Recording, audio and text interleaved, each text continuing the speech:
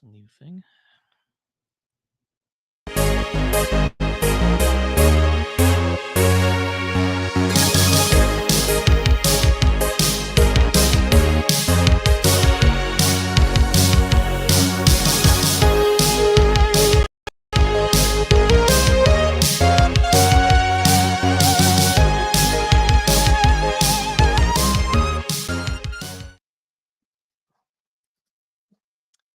Hello. Hello and welcome to another Frackin' podcast. I'm Van and I'm here with my co-hosts. Marty. Joseph. If you are joining us for the first time, welcome. If you are tuning in again, thank you so much. We are so glad that you are back. Today's episode is episode 8, Bad Guy, and we'll be discussing villains. I'm so excited about this episode. I am too, but I don't know that I would necessarily say all of them are villains. Which is why I'm very excited about this conversation, because I'm looking forward to the nuance of who actually is a real villain and who maybe falls in that gray area. Yeah, a lot of these. I'm like, are they really the villain? Maybe not. Maybe not. But regardless, I love villains because, that just the villain always adds the most interesting character to every story. I just There's you can't have the story without a villain. You need right. Right. Like it would just be boring. It would be boring without villains. We have broken up our villains into some categories, and we're going to more broadly talk about these amazing categories and the villains that fall under them. First up, we have Femme Fatale, which I love, and we could have just filled this entire category with Bond women, but that would have been very boring. Also, a lot of Femme Fatales are not villains at all. Correct. Like a lot of them would not fit in this category. But some of them do. I think our first one we have is Catwoman. I think she fits and doesn't fit depending on the adaptation, depending on the comic run, depending on the movie. Sometimes she is a villain. Sometimes she's not, in my opinion. I would say from what I know. So while I am a fan of comics, I am not deep in comic lore. So, but what I know of her, even in the comics, is that she is more of an anti-hero. In recent years, in past years, definitely not somebody who was considered an anti-hero at all. But I think ever since Tim Burton's take on her, in the first Batman movie that came out in the, oh my God, was it the 80s? It was. I just don't want to think about that. Anyway, ever since that Batman movie, it's been a little bit more of a nuanced character, I would say. Yeah, I think that all of the comic book character quote unquote villains fall into that gray area eventually, because there comes a point in time in storytelling where they can't just be doing the mustache twirling bad guy roles that they've been doing their whole time. You have to kind of build the character, and even the bad guy doesn't see themselves as the bad guy. So, and I think you can be an antagonist in a film like Catwoman, but not actually be a real villain. I think you wouldn't put Catwoman on the same level as Joker, for example.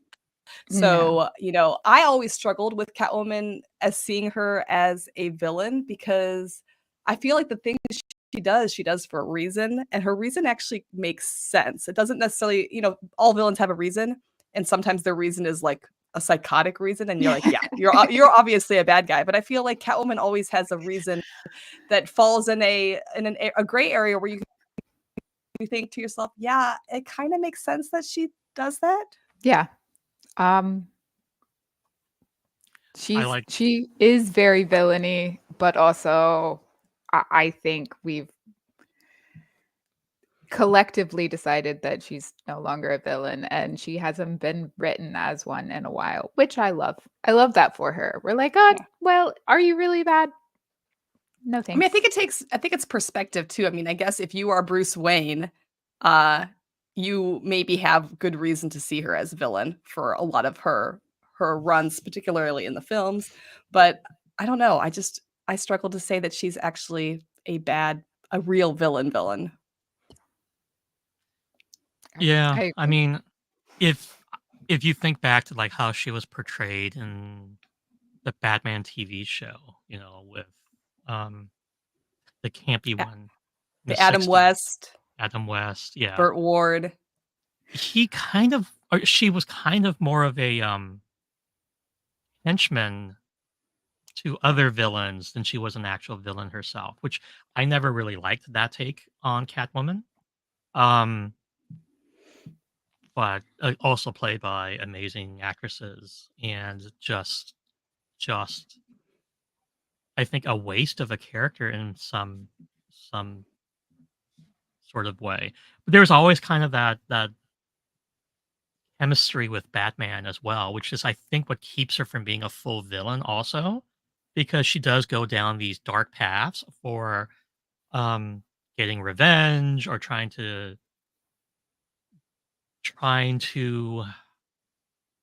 make things right for herself, and she could go the way of all of the other rogues, right, which is super villain, but I don't think she actually does because Batman kind of keeps her sort of like grounded, I think. That relationship does. And to Sci-Fi Queen's comment, which I think is amazing, but Bruce Wayne can be seen as a villain. He Yeah, breaks the law of his vigilante behavior. I, Also, I true. mean, yeah. Yeah. yeah, I don't think, in my opinion, that Batman is the good guy. That's no, my Yeah. opinion about him. I he's think that's the thing about Gotham in general. I don't think Yeah. anybody that lives in Gotham is good or bad. I think everybody kind of, Yeah. I mean, some people are maybe bad, but I think for the majority of them fall in that gray area where nobody is really a good character.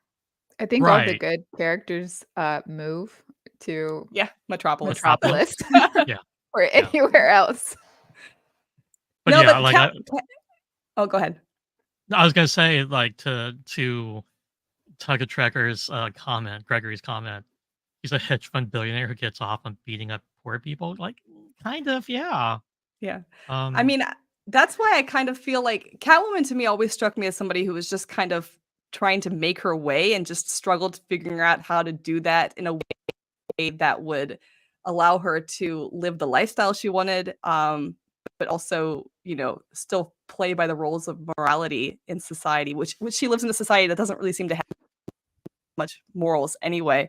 And so to me, she always came off more of like, just trying to break the rules that society has made that's keeping her down. And I actually liked the activism route that the Halle Berry film took. I know a lot of people didn't like the Halle Berry film, but I kind of like that. Like, I'm just pro cats.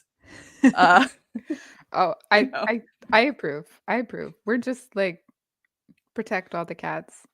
I get it. yeah, yeah. Um, so she is a fun example of a femme fatale. Whether she is yeah, all definitely. villain or not, she still fits very well into that category. The next one on our list is probably one of my favorite. Oh Um, yeah. Oh yes, Saffron from Yolanda Firefly. um Bridget, I think was another name. Yeah, I Um, think I think it was so many Bridget. names. I mean, A it's fantastic character, a super fun character. She comes on to the ship having gotten Mal drunk and tricking him into marrying her. And she's got this whole innocent routine going on, and she's very, very good at it. I mean, she Hmm. she works really, really hard at it. It's very, very convincing. Um, Yeah, I'll admit yeah, that when I first saw Firefly, that she actually had me fooled in the beginning. I was like, "There's something off about this. Like, this feels a little too much," but the whole show feels a little too much. It's already a little campy. So I was like, "Well, maybe that's just what we're leaning into." So like her like role reversal really surprised me, and I liked that. See, Amazing acting. I had a different perspective. Like when I saw her the first time and she was playing this, I was like, this is a red flag. And it was a red flag for me because one, beautiful redhead, super innocent, like acting like when she said something about not being pleasant to look at, I was like, oh, she knows she's pleasant to look at. You don't look like that. Like this is an act. I was like, red flags, this danger. But that's me. But also like even though those red flags are going off in my head, if I had been standing in front of her, totally would have fallen for it. Just I saying. think that goes for all of us here. Yeah, Yeah. we all would have fallen for it. So I came in it from the perspective that I watched the movie first, and I Okay. Oh. knew in the movie that Mal did not have a wife, and the show was before the movie. So I'm like, this ends in tragedy. I don't know what kind of tragedy, but this ends in tragedy. Yeah. Yeah. And you know, a lot of people actually first were exposed to that universe through Serenity and not through the series because Yeah. Fox did a really good job of screwing up the scheduling and hiding it from people who would want to see it. So, Yeah. It did not get good scheduling. But yeah, or she's consistency. amazing. She's perfect. She does such a good job being a femme fatale throughout that entire episode. You know, she's Um, relentless too. You know, she doesn't like change her like she's like, "This is my philosophy. This is who I am. I know who I am," and she sticks to it. Uh, she is a fully developed character when she comes onto the show. she is. I think Eh, she was on 2 episodes, right? she was 'Cause on there's only 2 episodes, yes. yeah, but there's only 13, so it's like Wow, a So, significant that's portion of that's it. significant. that's a lot, and I feel like if they had continued the show, she would have come back in the same kind of antagonist way. Um, in the so there are novels and comics that continue the show, and she's not in the novels. She is in at least 2 comics, 2 runs of comics. And one goes into, like, she's telling some cop the backstory of her life and how she got there, um, which is a fun, interesting read. I highly recommend it if you wanna delve into her character, but at the end of the comic, she says or maybe that's not the real story at all. So you Oh, don't very know, Derek. was this her real backstory? Was it not? Was it partially? And then she has another one where she does a heist, but she, like, takes only the women, and so it's just like an all-girl heist, and that is by far my favorite comic of all time, but again, she is doing her femme fatale, and it's amazing. It's so good. What I think so the second episode she was in, I have not seen the comics, so I can't speak to them, but I'm gonna be looking for it now because I didn't realize she was in the comic. Oh, The second episode, they end up at a planet. They're trying to steal this, like, a little rare gun. gun thing, right? Yeah.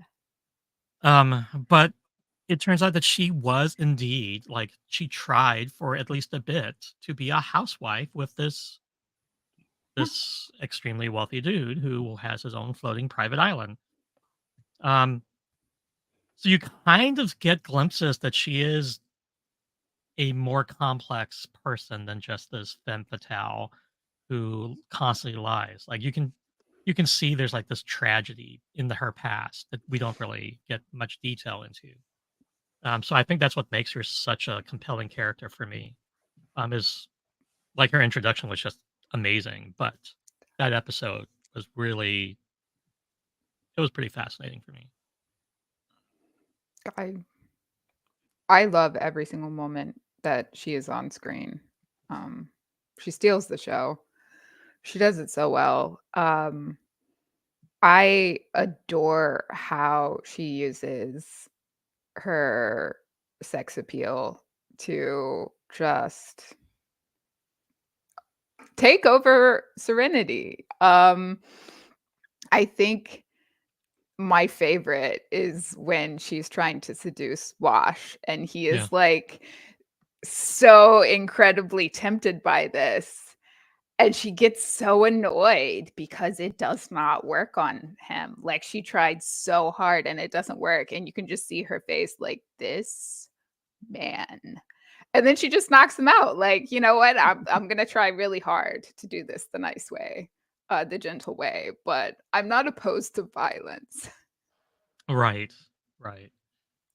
Um, But I do also like how she does not actually, aside from really knocking out Wash, get her hands dirty. She's not the one doing the killing. She's the one like leading them into a trap. She's the one tricking people. Just very deceptive, very and it's manipulative.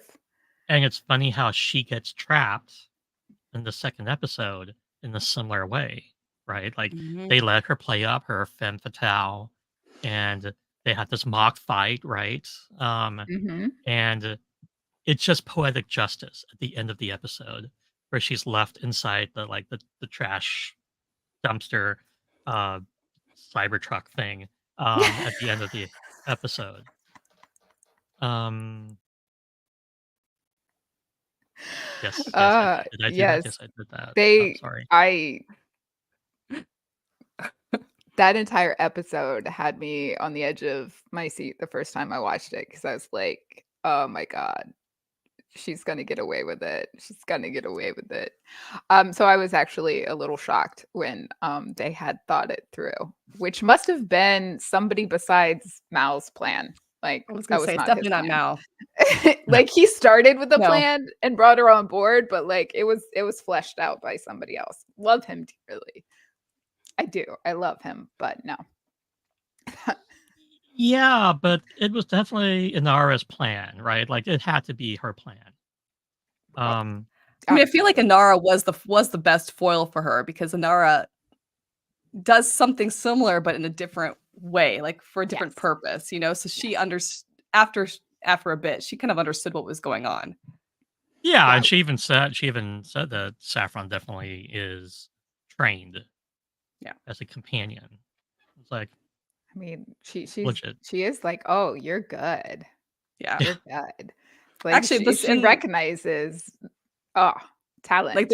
the scenes between them 2 are really interesting, just like the chemistry between them on screen, essentially playing a very similar character, but with different motivations was, Yes. but at the same level, was really good. Yeah. Yeah. Um Oh, I loved them together. it tell you what, both those characters are just Fantastic. amazing and definitely a weak spot. So Time for a Firefly um rewatch. It is always time yeah. for a Firefly rewatch. I do recommend the novels. The comics get a little fun, but Yeah, I mean Joss Whedon comics are always kind of like jumping the shark a little sometimes. moving on, we go from one of my favorite, bi panic shows to one of my favorite bi panic movies, Oksana Moon from The Mummy. Um, I So is adore she a this villain, character. though? Do we think she's a villain? I Like, you're the think expert, so I'm gonna let you answer this. I think she is absolutely a villain, and if you've only seen the first movie, I can see where you might make the argument that she is more uninvolved. She's not really a villain. Um, what does she do in the first movie? In the first movie, she kisses a Or guy that she likes, and then she stabs and kills her husband, who is basically keeping her inside of a cage, which, I can't ever be mad about somebody leaving an abusive person. So, right, and in her the first methods movie maybe not the best, but It's what she does in the second movie that So yeah, turns in the her into a second villain. movie, it's very obvious that she was part of the bigger plan the entire time. She was aware of a bigger plan the entire time. She was involved and pivotal to said plan. And also she leaves her man to die. Like, I'm gonna just save myself, which is definitely villain behavior there at the end. But Um, and that's what makes her a villain to me, right? Is she had this love affair. The mummy definitely Imhotep loves her so deeply he violates everything about his code of conduct and puts his soul at risk to try to resurrect her, right? And not just that first time, but then again when he comes back, knowing that he was going to be damned for eternity, right? And tortured basically by for eternity with eternal life. Comes back, tries to bring her back, and then in the second movie does it again, successfully does it this time. And when he needs help, instead of true love winning over, which I would argue it's not really true love, but instead of love winning over, um, she leaves him and runs, and then she, dies anyway. So I don't think it was ever true love for her. I think it was definitely absolute obsession for him. And I yeah, think for her, it was, I can absolutely get this guy to do what I want him to do and get me out of this situation. And then I will worry later about the new situation I've gotten myself into. And maybe she did like him a little bit, but it was not, I'm gonna cross oceans of time to right. save you. Or live inside a sarcophagus for a No, thousand years, right? Like, no, no, it was not that kind of love. Um, definitely not. Now, sci-fi queens had, I like how you had that quote up. yeah, the Yeah, what qualifies a that villain, question. a character to be called a villain. Um, And this is for me is maybe like the crux for like all of these characters because when I'm thinking about, usually when I think about films, TV, literature, I think antagonist, protagonist. An antagonist can be a villain, but I don't think necessarily has to be a villain.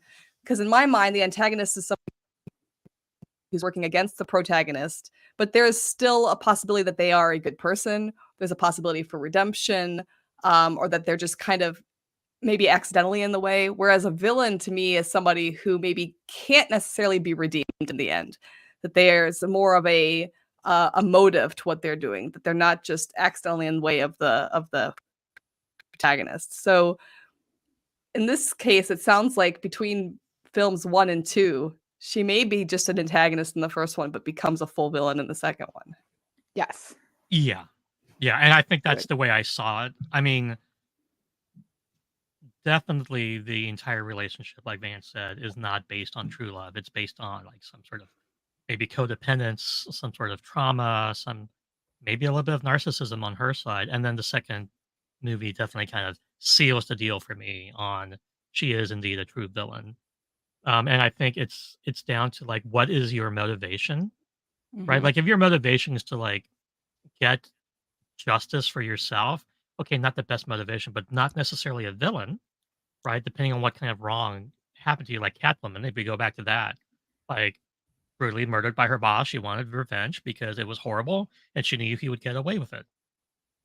Um, that's not really a villain to me. It's villain-ish, but I think it's like betraying somebody who loves you or that you love in this case because she claimed to have loved Imhotep. Um, I think that kind of makes her a villain is that betrayal of what what we were led to believe was her love of him. Um, of course, if your motivation is purely financial or power or something, then you're pretty much a villain, right? So Yeah. that's I pretty mean, obvious. I feel like her motivation was definitely and we don't see this until the second movie, is definitely like, this guy can probably get me eternal life. Yeah. And that's Yeah. pretty Yeah. cool. And that's what she wanted. Um, I think the so moment that the motivation becomes selfish, you're Mhm. pushing more towards villain behavior than you are just a pure antagonist. and with Correct. the context of the second movie and seeing how involved she was in the plan, you can kind of go from she was really a victim in the first film, Mhm. and she was just trying to, leave her really controlling husband to, what did she do to get this husband? Yeah. Is she just kind of power hungry? You don't get Mhm. enough information about her, sadly, to know if that was a marriage that she sought out herself, or if, he saw her and was like, "No, I want this beautiful woman." Like, we don't understand how that started. So, like, we don't know, but maybe she sought him out, maybe she seduced him, which I don't know. He That was definitely not his first wife, because we know he has a daughter about the same age as her. So, I don't know. I want a movie of just her. Give us her origin story. Give us Saffron's origin story in a movie. Like, please deep dive on all of these characters for me. They're amazing. They're All the amazing. studio execs that are not listening to Look, this if the podcast. Scorpion King can get his own movie, then I think she can get her own movie, right? Absolutely. She should have Absolutely. gotten, I mean, as opposed to the Scorpion. Anyway, won't go there. Anyways, moving on. What's our If my next? sister is watching this, my sister is a big Scorpion King fan, so if you're watching this, sorry. It's a fun movie. Um, our What's the next? next Oh, category. I'm excited for this one. This This is one is so good. I'm probably just gonna let you guys go completely off Kai on this Wynn. one. I win.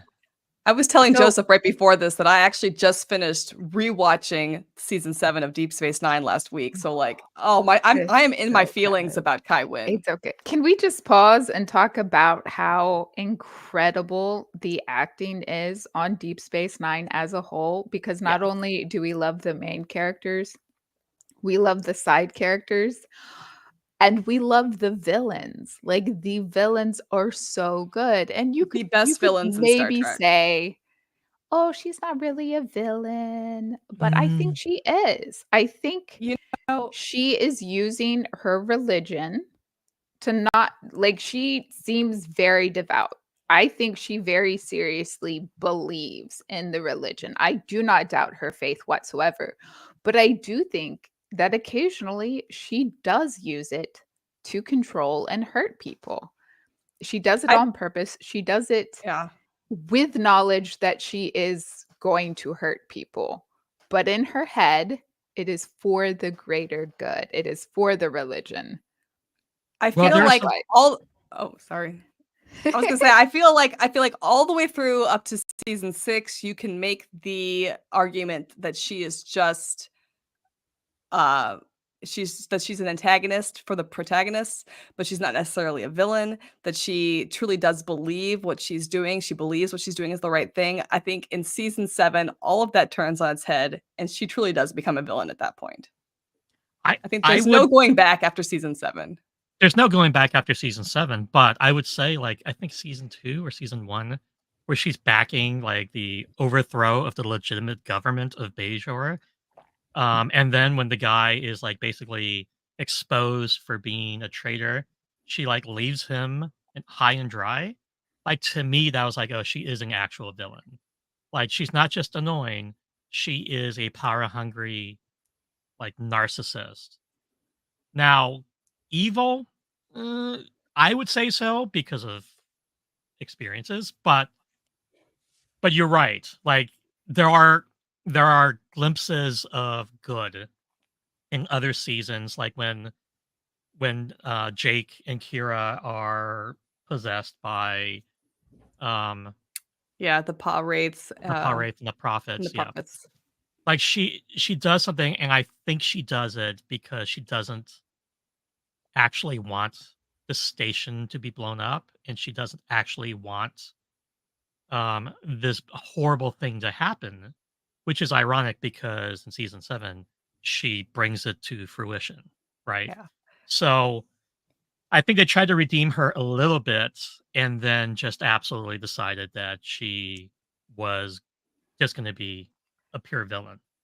I think it's interesting because I think in the first 6 seasons, especially when you see her dialogue with Kira, you can see moments where you feel for her because you understand that she truly does believe in her religion. She truly does I think in the first few seasons believe that she is meant to be Kai, that she should be the religious leader. She struggles with the jealousy of Cisco because he is not from Bajor, and she can't understand why the prophets would do that because she's never spoken to the prophets, which I think is an interesting thing that when you finally get to season 7, you realize, oh yeah, Kai Wynn never has spoken to the prophets. It makes a lot of sense. But then in that final season, she fully admits that, you know, she's going to do whatever it takes to have power, to be in control. And there's that moment where she has with Kira, where she almost changes her mind and Kira says, you need to step down as Kai and then it'll be fine and the prophets will understand. And she's like, I'm not going to step down. And then it's like, from that point on, you know, there's no going back. And then she just fully turns away from the prophets and from the core of her religion and goes to the power rate. So at that point, I think definitely villain. Yeah. Yeah. Yeah. But in the beginning, she's more complex. She's definitely more complex all the way up to that point. Because there She is is. some back and forth. She is, but I think when well, okay, I will say this, and this is kind of how I feel about another character we might get to today.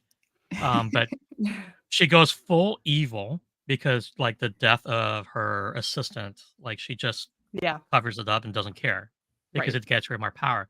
But at the very, very end, her final act is to try to help Cisco, right? So even though she is a villain and it does not absolve her from all of the bad things that she has done, at the end of the day, she became Kai to fulfill one purpose, which is to Oh, help the child. prophets, right? To help Cisco Yeah. stop I still don't the think pirate. she's wherever the prophets want the good people of Bajor to be. I think she's probably with the Pares, but Right, right. I mean, you're she right though. definitely, yeah, She does have a moment where there could be some absolution there, but you know, in many cases of villains, I could almost give it to them. In her case, I feel like I don't know. It's the last moment of her life. She knows she's not going to survive this circumstance, and she has to choose between Cisco and Ducat. I mean, there is no choice, even if you are a villain. Yeah, right. It's I the mean, more villainous thing would be to turn away from the other villain, right? I mean, like a so Cheney backing a Democratic presidential candidate because right. Bill Ducott's running for president. Well, just saying. Anyway, no, but I don't think you get a cookie for doing no, one good thing knowing you're about to die. maybe And you get like occasionally we well, not occasionally, we see this all the time. And I was grumpy about this when we talked about Picard and yeah. Shaw at the very, very end. They're like, "Ah, let's give him a cookie because he did this thing right before he died and knew he was dying." No, you don't get a cookie for that. Y How about like not a good cookie, but like a pre-processed, like really nasty, like kind of No, cookie? you don't even get a cookie substitute, okay? Fine, that's You don't fine. get a replicated cookie for doing one singular good thing at the end because you can do an action that other people might see as good with bad Yeah. intentions. And I love, I I think love this I is flashback something may scenes. very well have saved Cisco in the end because she was trying very, very hard to be like, see, I'm a good person. This is my last chance to prove I'm a good person. We don't know if she was doing it because she legitimately wanted him to be safe. Like, we I don't think Right. know she that just that was I think she connected. just legitimately was so angry at Ducat at that moment, that he Yeah. came back as the chosen one of the Pah-wraiths, as the emissary for the Pah-wraiths and not her. I think if the Pah-wraiths had chosen her, there's no way she would have helped Cisco at the end there. Absolutely no way. Okay. And so with Which would that have been motivation, interesting when that is Ducat an had evil act. done She is that. literally doing it just to be like, "Fuck you," to Gul Dukat. That's That fair. you don't get a cookie Okay. for doing Okay, something but maybe good. This comment, though, so Garrick is the not a comment is villain. He's Garrick an is not a villain. anti-hero. He's an Yeah, anti-hero. he's not a villain. If you haven't read the book that deep dives into Garrick's life, highly recommend. Highly recommend. Can't remember the name of it right now, but I it's mean, really good. Garrick pretends to be the villain. He pretends to be the villain, but he knows he's not the villain. And we know he's not either. Yeah. Yeah. The only It, person who's not sure is Bashir until the end, Yes. Yes. and that's because Bashir is so obsessed with the chief because his one true love Oh. is anyway. Well, that's a whole other thing. That's a whole anyway. Okay, That's we another could deep episode. dive into Deep Space Nine characters sometime. I would love We to should do do that. that. That would be Oh my Or super we fun just do because villains they of are Star so Trek. good. That would be so much fun. But I love how complex all of those villains are. So I do think, I mean, we could do that. We could put that on the list of all the episodes we want to I eventually have do. to give Deep Space Nine credit though, because just really quickly, because with most of their villains, they really they don't hold back. At the end, they Mhm. are villains. They don't Yes. they don't pull like a Loki at the end. You're like, well, actually, maybe he's an anti-hero. Actually, it's a good guy. No, they're like, this is a full-on bad person. We want to see that. We want you to see that they are. Yeah. So I'd like Deep Space Nine for doing that. Yes. They, I All I right, I continue. love that for them. Moving on, I know Marty has not I'm not this far yet, but okay. It's okay. watched enough Babylon 5. He Bester does show up very early in Babylon 5, so I think you are familiar with this character. Um, Here again, we have another fanatic. In this case, he is a fanatic for Psycor. Um, he is obviously incredibly intelligent. He obviously very firmly believes that everything he is doing is for the best. Like, he thinks it's for the best. He He's doing thinks whatever he can for um Psycor, for all the little psychics, all the little Mhm. telepaths. He seems to very firmly believe that. And he also believes that any rule or law that would prevent him from doing what he thinks is right is just kind of a guideline. Um, so you will see him throughout the show. Not really a spoiler, Marty, but Okay. sort of. Yeah. But he will do absolutely evil things but um to further his cause, to protect his people, to get what he wants.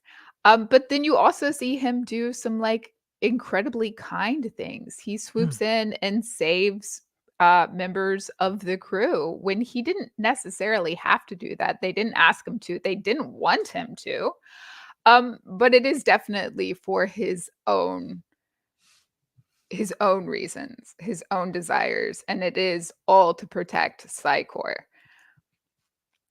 what separates him for me from somebody like Magneto is that he has hurt members of his own group for his own interests in horrible ways that did not have to happen.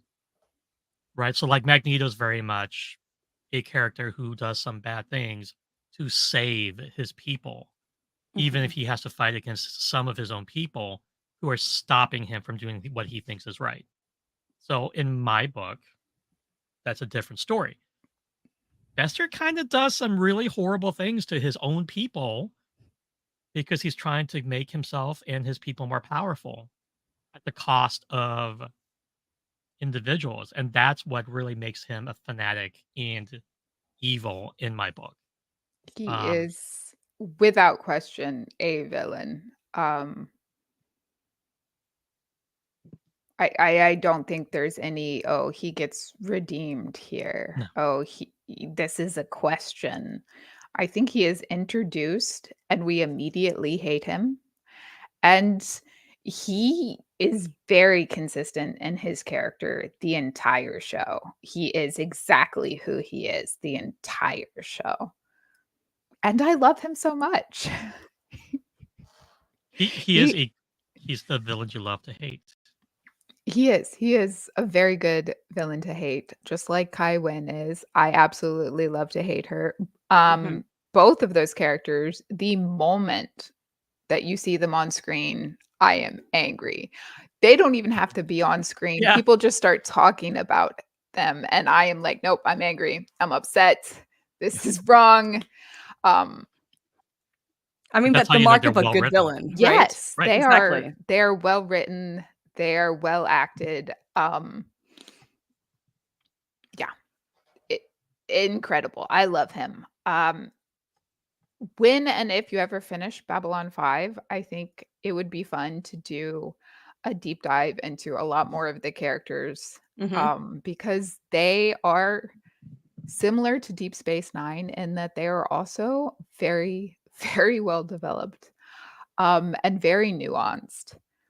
Um, I mean, Oh, it's on my winter watch list, so hoping to binge it, as soon as, things calm that down. is it's good. I'm so excited for you. I'm so excited for you.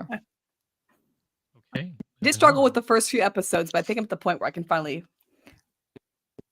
push through, so I I beginning think was a little rough. I think I love the first season. I think the first season is important. Some people say to skip it. I say definitely don't do that. But there is a tone shift in the second season, and I think you will be like, okay, Alright.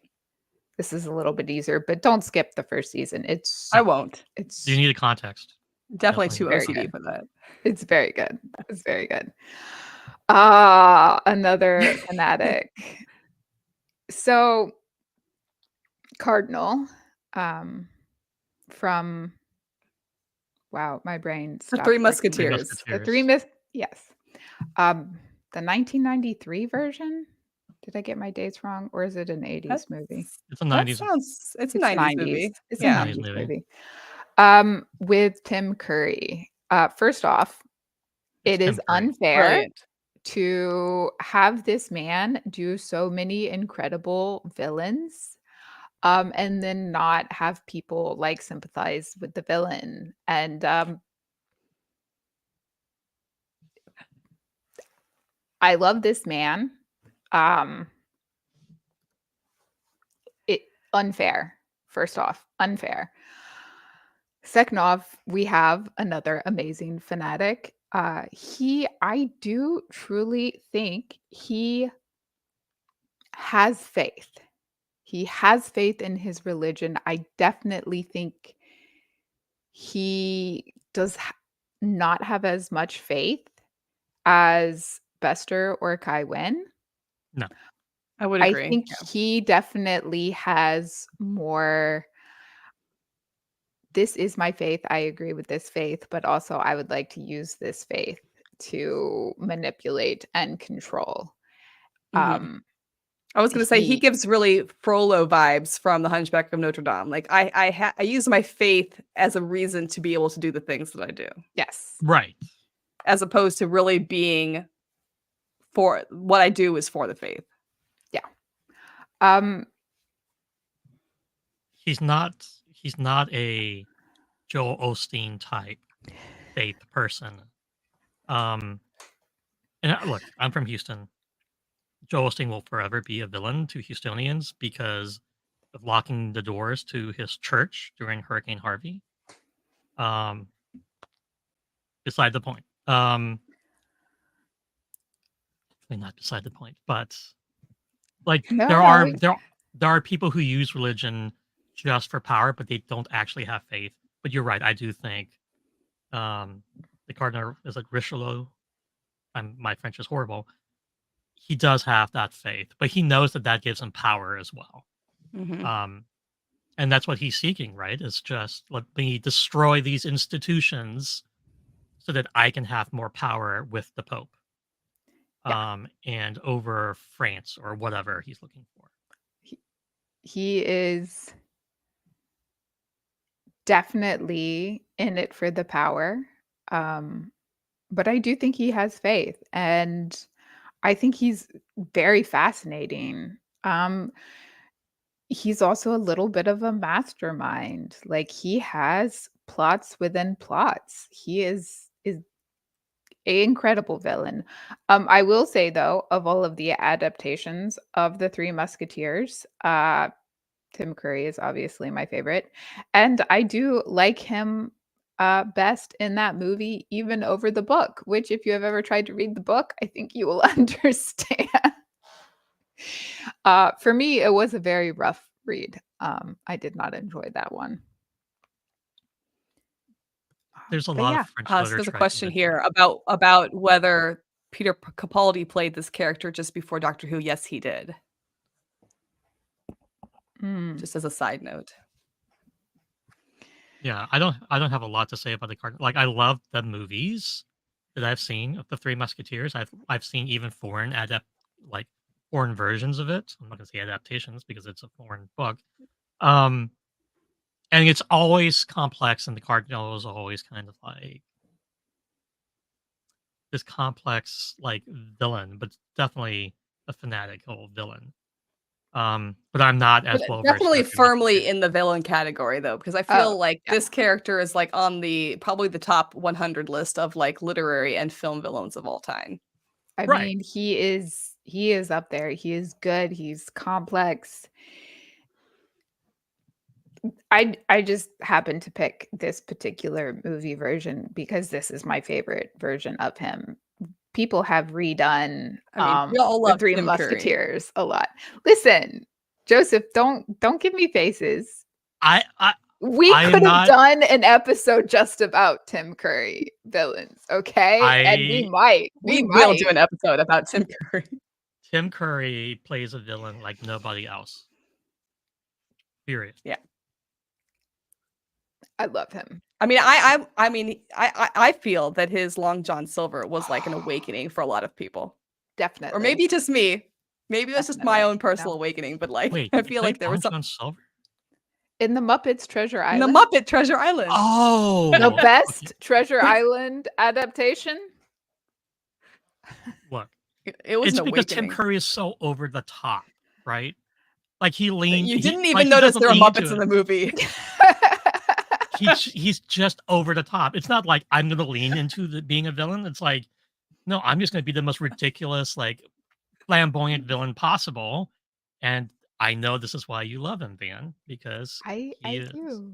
I do. I love him. He's big and he's over the top. But we have to say, when the hotel reception manager in Home Alone 2, I mean, that is a real life villain That to is. me. Like That is. this person really exists and works at every establishment I have a problem at. Yes, So, absolutely. That I mean, that may be his most terrifying role that he has ever played. agreed. Okay, are we ready to move on? Yeah, we Let's can move move on. on. The The Mastermind. Mastermind. A lot of the villains that we talk about fall into more than one category. The Cardinal is definitely also a mastermind, but Emperor Palpatine, mastermind, plots within plots. He had goals, he had aspirations, and he absolutely is so evil. He's so evil. I mean, he didn't Um, just have concepts of the plan, he had a full-on plan and I mean, contingency plans. this to me he is like had the core manipulative villain character. I mean, he plays the long game. The he does the the longest game. long game. And he does it so well. He does And it he's so good. you have to watch all of the movies to fully appreciate how well he plays it, right? And I know some people don't like certain trilogies, and that's each their own. But That's what I love about it is you are exposed to him first, of course, out of chronological order, as this like deep-seated, scary, hmm powerful overlord, right? Because when you see Star Wars, Darth Vader is like, oh my god, this villain is so badass. right. And then when Empire comes around and you start talking about the Emperor and he's like subservient to someone, you're like, who is this like king of villains subservient to? Like this absolute boss is subservient to some what is his power? Like and Yeah. just the way he is so openly evil and yet still able to tempt the best of people into hmm siding with him because he reads people so well and he knows what their fears are. And if you know what somebody's fears are, you know how to lure them in. And Yeah, then we get to I see think like for sorry, go ahead. no, I was just gonna say, like you're saying, I think for me, it wasn't even the fact that he was able to manipulate Anakin into being Vader, but the moment when you see he comes very close to convincing Luke, Yeah. that's when I realized I'm like, this is a real villain. Like this guy knows what he's doing. This is the Oh kind yeah. of villain that can make your heroes into the worst versions of themselves. Yeah. And then we see it in the prequel hmm trilogy where it's like, look, I kind of liked Anakin throughout that movie. Um I We'll talk about mean Anakin later. aspects, right? Put a But put a pin in that. putting a pin in that. Put a pin in that. But look,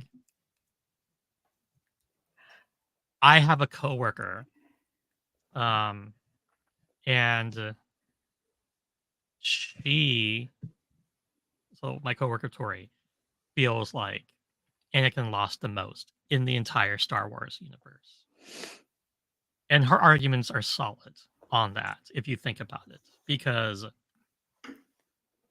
look, he is this broken, former enslaved individual who has the opportunity to do so much good and is corrupted by this absolute horrible villain into doing Okay, horrible okay. things. We've got him later on the list. Put a pin Sorry, in him. Come on, put a pin in him. We're talking about the Emperor right now. but that's the thing. The Emperor is so amazingly evil He because he's is. able to take He's so all of good. these characters and twist things, right? And even once he's dead, he's able to manipulate the situation so he can come back. Yes. He's the mastermind. He has plans within plans. He has plots within plots. He is so irredeemable. Like there's no chance at any point once we realize who he is. Like in the first three, like once you're like, oh yeah, that's the guy. We know this guy. We've met this guy before. Yeah, no, he's evil.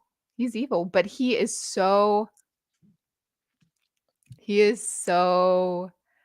good in the first three movies and the prequels at okay, here is the system that I need to work within. I would like to corrupt these people and this system and give myself Mhm. all the power. Amazingly done. That And I took think he's the perfect years of work. example.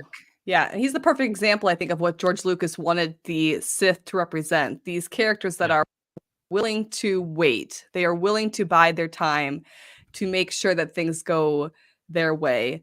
And I think one of the reasons why the Emperor turns out to be so fantastic is because we got the opportunity to have the same actor uh, portray him for over such a broad, long period of time.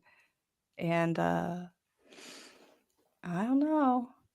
Yeah. It's hard to top this character, I think, when it comes to like real villains, especially in sci-fi and fantasy.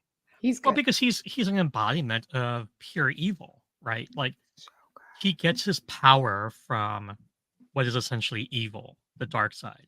Now we can go into like, is there really like evil and good, and light and dark? But Do we he need to do an episode where you just rant about the Force and the Jedi and the Sith, Joseph? and I think okay, look, Yes or no? Yes or no, we Joseph?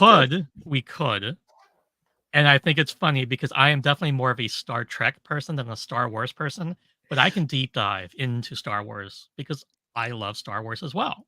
I The title of that episode is "Are the Jedi the Real Villains?" Yes.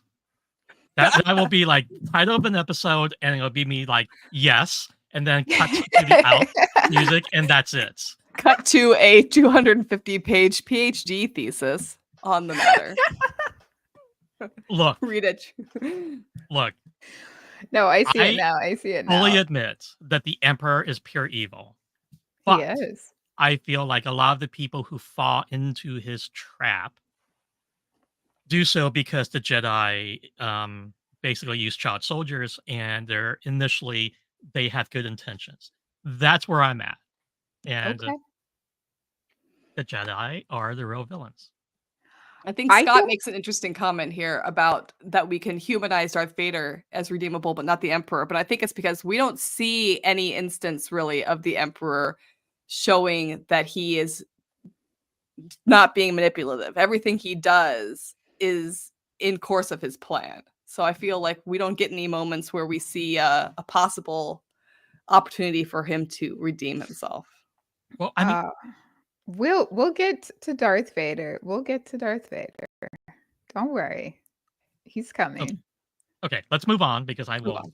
I know. I need to get to that. Moving on to everybody's favorite, the Borg Queen, all of her different versions. Another beautiful mastermind. I love her in every version except Picard. She's a little boring.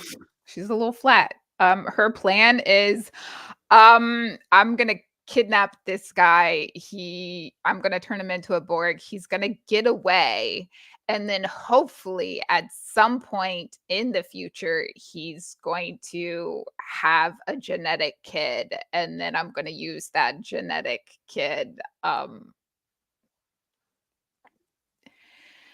Spoilers, by the That's way. not just plot within plots. That's like the most convoluted plan I have ever heard of. Like I'm gonna My did question she is gonna be, intentionally is she let really a Picard villain? go? No, I don't know that she is a Because villain.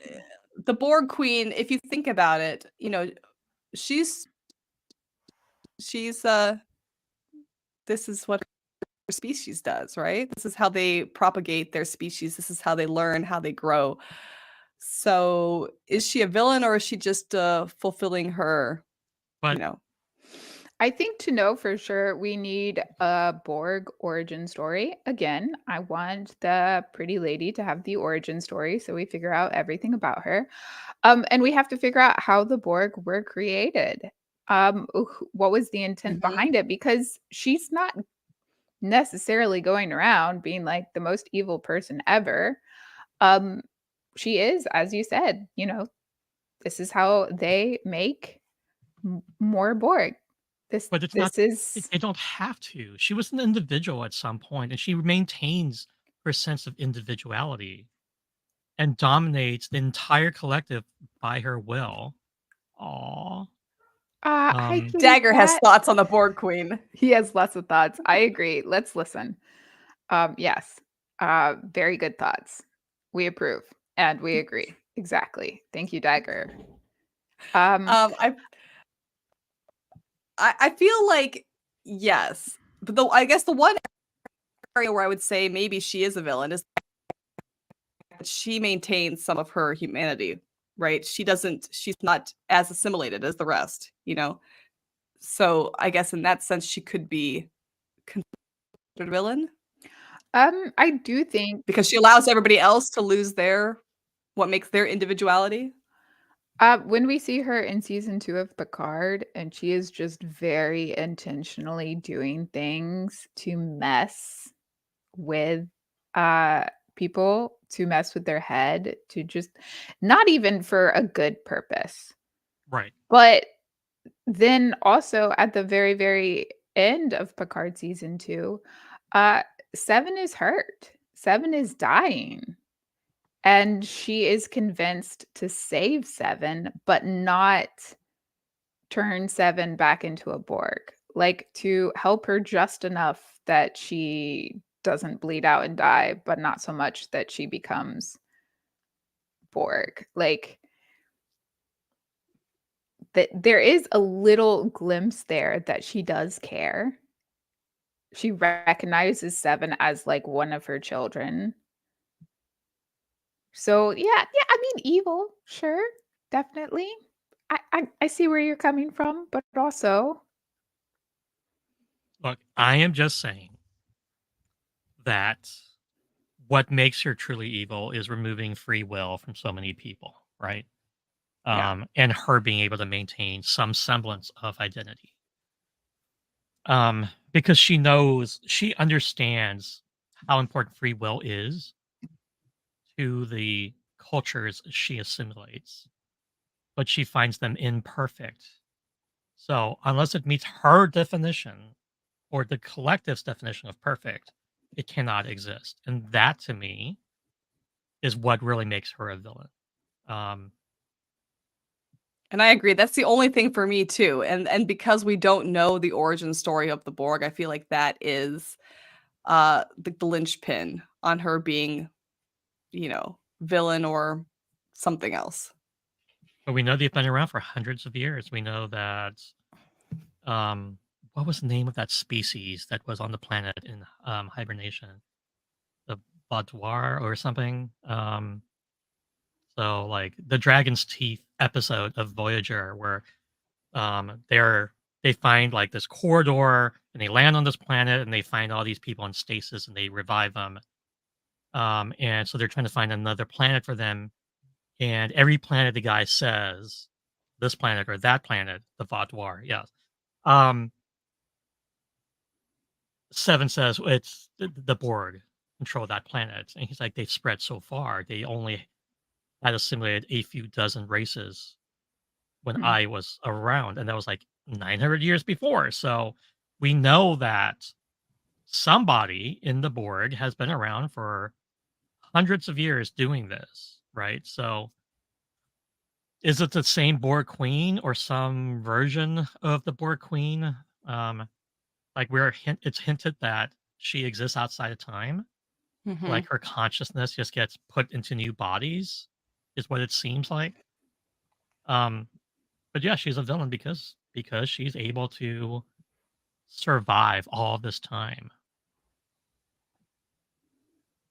and force her will on people. To me, anyway. Yeah, she's a villain and I love her. Of course.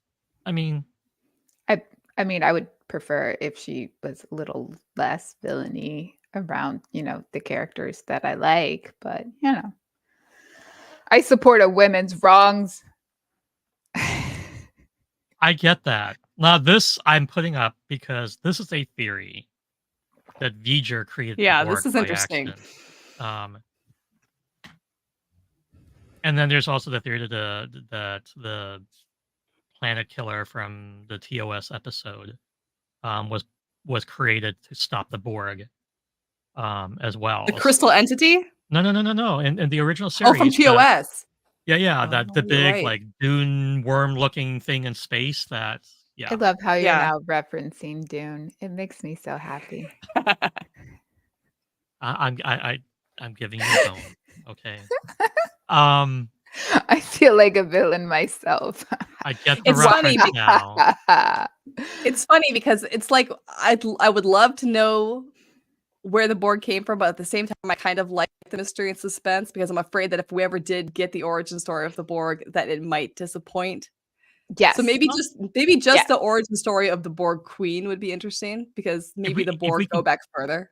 if we can get the origin story, as long as it's not Terry Matalas who's doing the origin story, I think we'll be okay. That's all I'm saying. I will not go that far. Like, okay, it's not him, but there are plenty of other people who would mess it up. So, I'm okay with it being Correct. a mystery forever. Correct. Somebody like him is what I'm saying. That's the true villain into all of this. All right. Moving on. Emotep. Imhotep. Yes. More the mummy characters. The mummy himself. He is, I would say, without a doubt, evil and Yeah, without he's a doubt bad. a villain. No I notes. don't think there is any question here at all. And we see in the first movie, we don't even need the second movie, but the second movie definitely adds layers to his plan. But in the first movie, he has not only a plan, but like contingency plans. Like he had a plan to resurrect the love of his life, but also in case that didn't go well, he had a second plan to come back and try again. I love him. Um He's Absolutely love him. Definitely a villain. oh, Definitely running yeah. around terrorizing people, killing people, uh, kidnapping women who look enough like his love so he can steal their body. Not good guy behavior at all. He's definitely a villain. I do love his layers of plans, though. He is consistently trying to be multiple steps ahead of everyone around him. Um, and I It's love that for him. I I I'm torn, right? Because like if he was only motivated by love, yes, it's a warped sense of love. But it almost feels like I need more details on his past because either he's just a complete horrible villain or he's like this scorned person who did horrible things because of love. And while it's like misplaced and he's still a villain, there's like a semblance of, okay, maybe there was good in him at one point. Or he's just a horrible, horrible forever person. See, I I feel mean, like if you're making choices based on scorned love, you're worse. You're worse.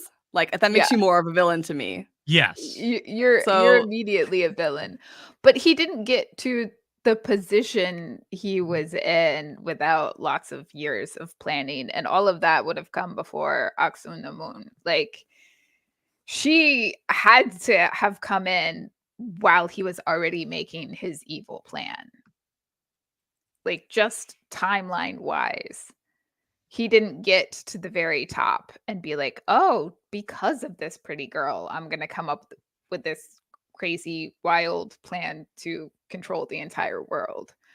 Um I I definitely think he already had that plan. did, do you think he wanted to like be immortal the entire Yeah. time? Yeah. But he I was think a locked in the better question. sarcophagus. I think a better That question was would not be, part of his plan. But if would it have mattered if it were her? Could it have been another beautiful woman? Would he have done the same thing? yeah, I think so. Then he's a villain, right? Well, yeah, no, I mean, he's definitely a Yeah. villain either way, right? Like, I'm not taking away the fact that he's a villain. And I disagree with Gregory's comment. I'm not going to bring it up on there, right? Like, he, he, I think they used each other to get what they wanted.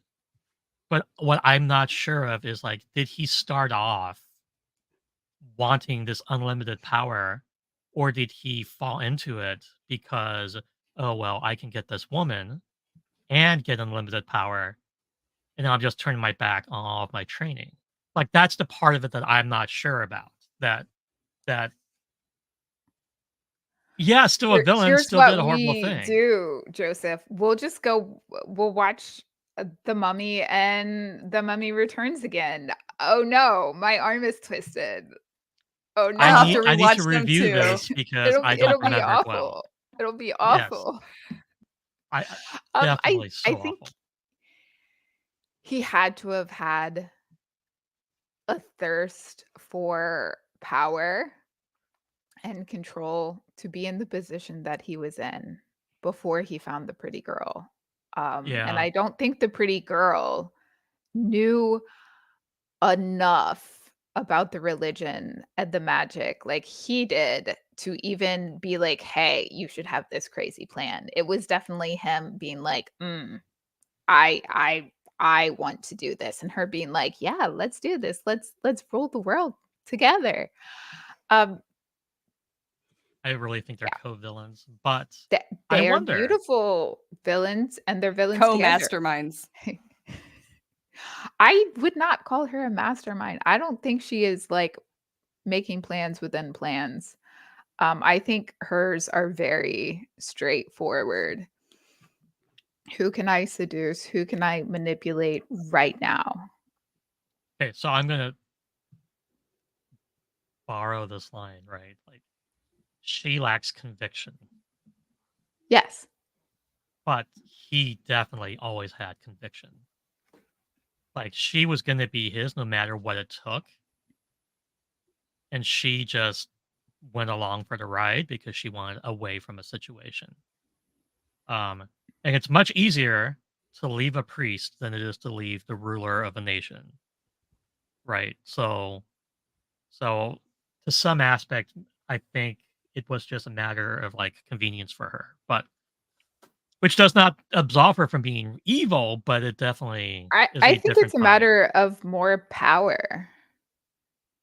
Yeah, She thought that the pharaoh had the most power, and then she realized, wait, nope, this guy can do a little bit more. This guy can give me a little bit more." Well, actually, I mean, pharaoh and ruler of the world is like a huge jump, so yeah. I more mean, than a little bit more. But yeah, becoming. Go ahead. she definitely was seeking power more than she was seeking companionship in any way. But I just we are kind of. talking about him. I'm gonna get distracted by her again. Um, Oh no. oh no. Um, I love his plans within plans. And I love his absolute arrogance that he kind of tells the people around him his plan. Like, this is my plan. You can't stop me. The fact that all of his like priests died alongside him so he could get this. I don't know. It's just such a horrible plan because like he suffered for centuries. Anyway, okay, let's move on. We've got other things to talk about. Yes. The villain or not? I love this. This is your category more than it's mine.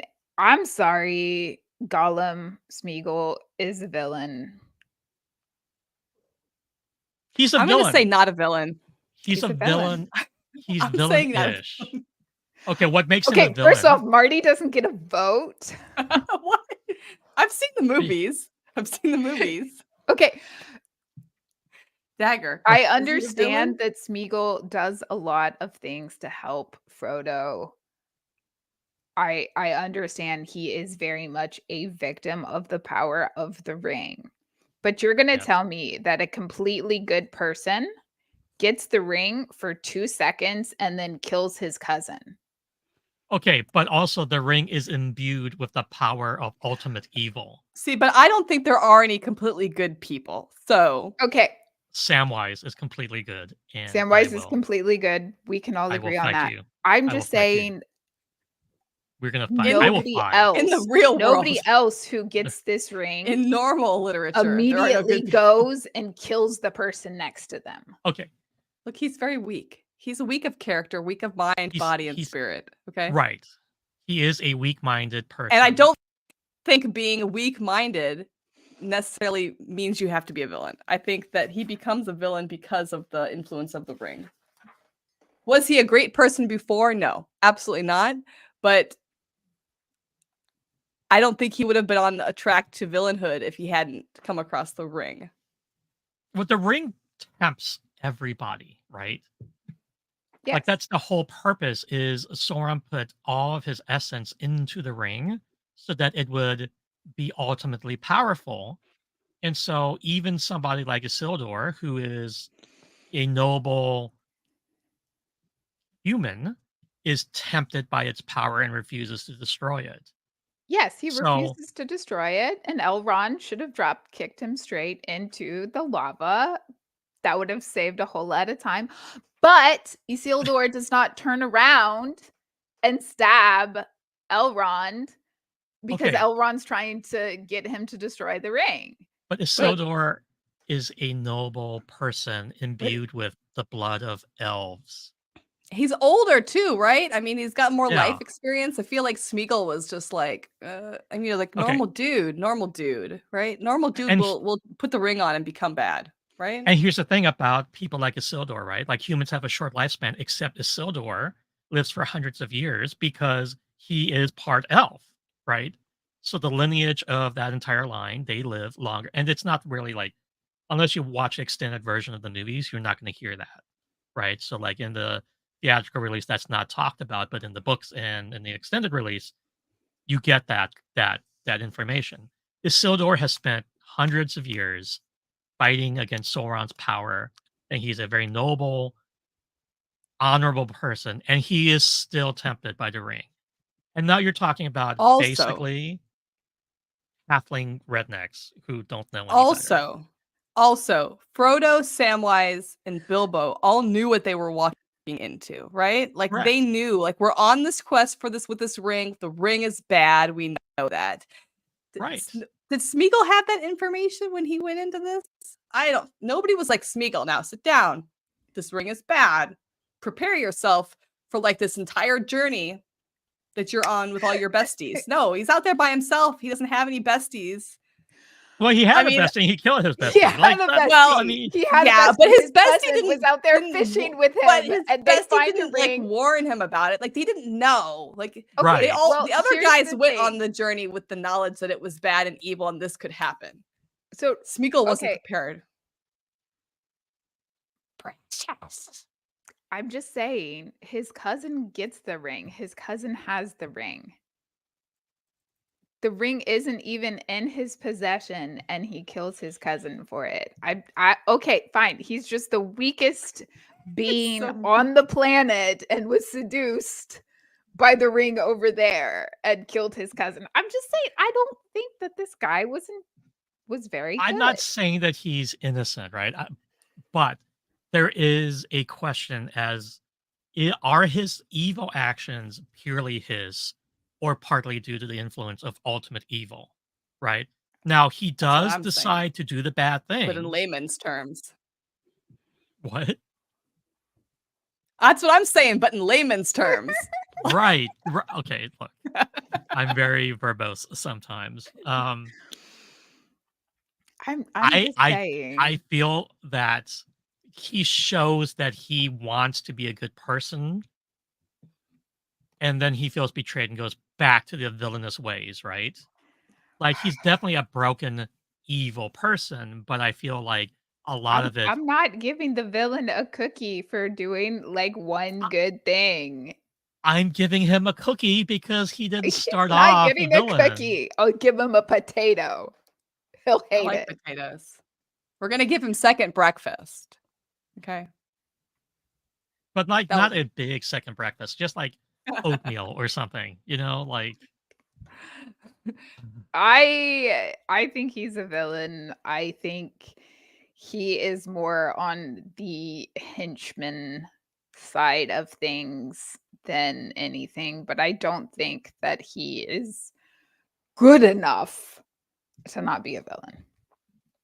if you okay, first, this comment, Van is here right, I but love it. if you give a villain a If you give cookie a villain a cookie, Van will Will come they up do the behind right you and thing? say, "No, they don't get a cookie."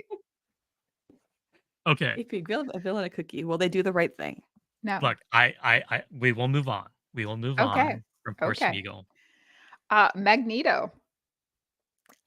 He Not did a nothing not a wrong in villain. his entire life. He was completely right and justified, and, if he had had more support from his friends, he probably would have it wouldn't even be a question. Here's the thing, Magneto was right. I That's what I said. He just does Like, everything for his love for Charles, so If Charles had been a better friend and a better lover, then I don't think that we would be in okay, the position where we were Bro, even you questioning are where are whether you getting Magneto lover was. from? you are talking my language. Yes. Yes. Where are you not Yes. getting lover from? I'm sorry. Oh Okay, my, I get it. that I is get that it. is. Like, Listen, I listen, wasn't expecting it. I don't know why I wasn't expecting it. I should have been, but you're listen. right. If You're you're gonna right. tell me that those two aren't just a little bit gay for each other, I'm gonna laugh at you because they are. Yeah. Look, Like, here's the thing. just saying. Magneto is an interpretation of Malcolm X, thus not a villain. End of story. I Period. I don't think anyone's disagreeing with you. I don't I think think I Magneto don't is a agree. villain. I I think he think makes that mistakes along the way, but I think he's not a villain. he he does does make do mistakes. bad actions. But I definitely think he struggles with any harm that he causes. He gets a cookie, I will give him a I cookie. I would give him a tin of cookies because he probably needs them after all this drama and after Charles and not he would calling him take that back at tin of night. cookies, and he would All turn those it into a weapon, and he would nights waiting for slaughter a bunch Charles of to people. call. As they deserve. Like I said, he has never done one wrong thing in his entire life, and I love him. Sorry. I love Magneto. I love I would Magneto love too. to watch him kill people with a tin of cookies, actually. Magneto is one of my favorite comic book characters of all time. This character Yeah. I feel very strongly about, and I feel like he was always intentionally written to be seen as twofold. That if you only see his superficial acts of violence, then you see him as a villain. But if you understand who he is and the reasoning behind the things that he does, then you can't see him as a villain. Because society is against him. The world is against him and his people, and he's just trying to carve a place out for them to live. Yes. Literally, most of his actions are trying to build a safe place for his people to exist. Yes. That's it. And they never let him be. No. Like, because that's what even it when comes he down. builds like a planet, like and he just like puts everybody like on this planet, like people still come after him. Like if they just left him alone, let his people alone, let them live their lives, So, there wouldn't have been not a issue. villain. Not a villain. Agreed. Just protecting his people. Yes. Stay away from Asteroid M. Leave him be. Ooh, moving on. Godzilla? Not a villain. Absolutely not. Not a villain. He's Not a- never done. not a He villain. also has never done one thing wrong in his entire life. I love and Never. adore him. If he had just had more coffee when they so rudely woke him up, not all of this could have been avoided. They really started it. I mean, and don't fuck around if American you don't foreign want to find out. policy nuked his existence, like his habitat. He turns into a giant monster, and then everybody's like, "Oh no, he's a villain." No, he's cranky because you mutated him and Yeah. took away his fish. Like, come on. And then after that, he gets woken up. I mean, if you just give him coffee, If somebody woke No. me up from a nap, I would look like the Right? villain too. Like he's I have. I no. have. We've Look, all been there. Absolutely not the villain, just adorable. Sorry. when I was much younger, and my youngest brother is 19 years younger. So when he was 3, right, I was like, he was so adorable. We were training in martial arts, right? And so he was like little 3-year-old brother, and he's like he's just adorable. I was taking a nap after martial arts class, like I was just passed out, asleep, and my little brother walks into the room and jumps on top of me, right? And scares the crap out of me. I didn't know what was going on. I opened my eyes as I was holding my brother down on the floor. And then I saw him and I let go and I was like, "Oh my god, are you okay?" And my mom walks in and cracks up laughing because she knew what he was going to do. And she sees him on the floor and he was fine. Like I didn't hurt him or anything. I just removed would've the went with Godzilla. obstacle and put it someplace safe. And I was hopefully he cranky. learned his lesson and leaves sleeping people alone for the rest of his life, right? Don't surprise somebody who's taking a nap because especially when they're significantly bigger than you. And Because just don't bother Yeah, sleeping people. I like think we Godzilla. can establish that, like right, Godzilla, like every Disney princess who is sleeping and somebody comes along and kisses. Leave her Yeah, leave her alone. alone. Let her Let her sleep. sleep. basically, this is it, right? Like, if you're gonna Is Snow swat White a away villain? somebody, Is Snow Snow White Snow a White White, villain? should be a villain. If I were she Snow White, enslaved I would little be a people. villain. Right, right. Um, Yeah, Mm, Scott, you're right. yeah, Um, no argument Magneto here. is definitely an allegory. Godzilla probably is one too. I don't know which one you were I think talking they're about, all but yeah, allegories. probably. they are. Uh, Godzilla's my favorite, by the way. Like, I love Godzilla. With I included him just for you. You're I welcome. I appreciate that. And also, And I like like in that later Godzilla movies, was concluded in this section and not the later section. No, no, definitely not. because Definitely he's not. not a villain. He's not. Right. He I even mean, fights for Earth later on, right? Like he yeah, fights against the he's big a cute bad little guy. monsters. He's just a cute little guy. Moving on, we have I'm going to be very careful with my words when we discuss the selfish narcissistic group. I have more experience with narcissists My than favorite. I would like to have. Um, so Goldukat, he runs around saying, I am doing this for my people. I am doing this for Cardassia, but he definitely intentionally does things that are unnecessary just to anger people and upset people and hurt people. He is very twisted and very evil. And anytime he walks on the screen, I would like to punch the screen. He makes me violent. I hate him so much. I love Ducat, and I love Ducat because to me he is the perfect villain. Because this is the perfect example of a villain. Because I remember this is the first time I watched Deep Space Nine. I was younger. I love Ducat. I thought this character is so cool because I was really into villains, and I thought this guy is a real bad guy. He's really cool. And then you get to the end, and you realize just how horrible he is. You get to the part with his daughter, with Zael, and you're just like, Oh, this guy is so bad.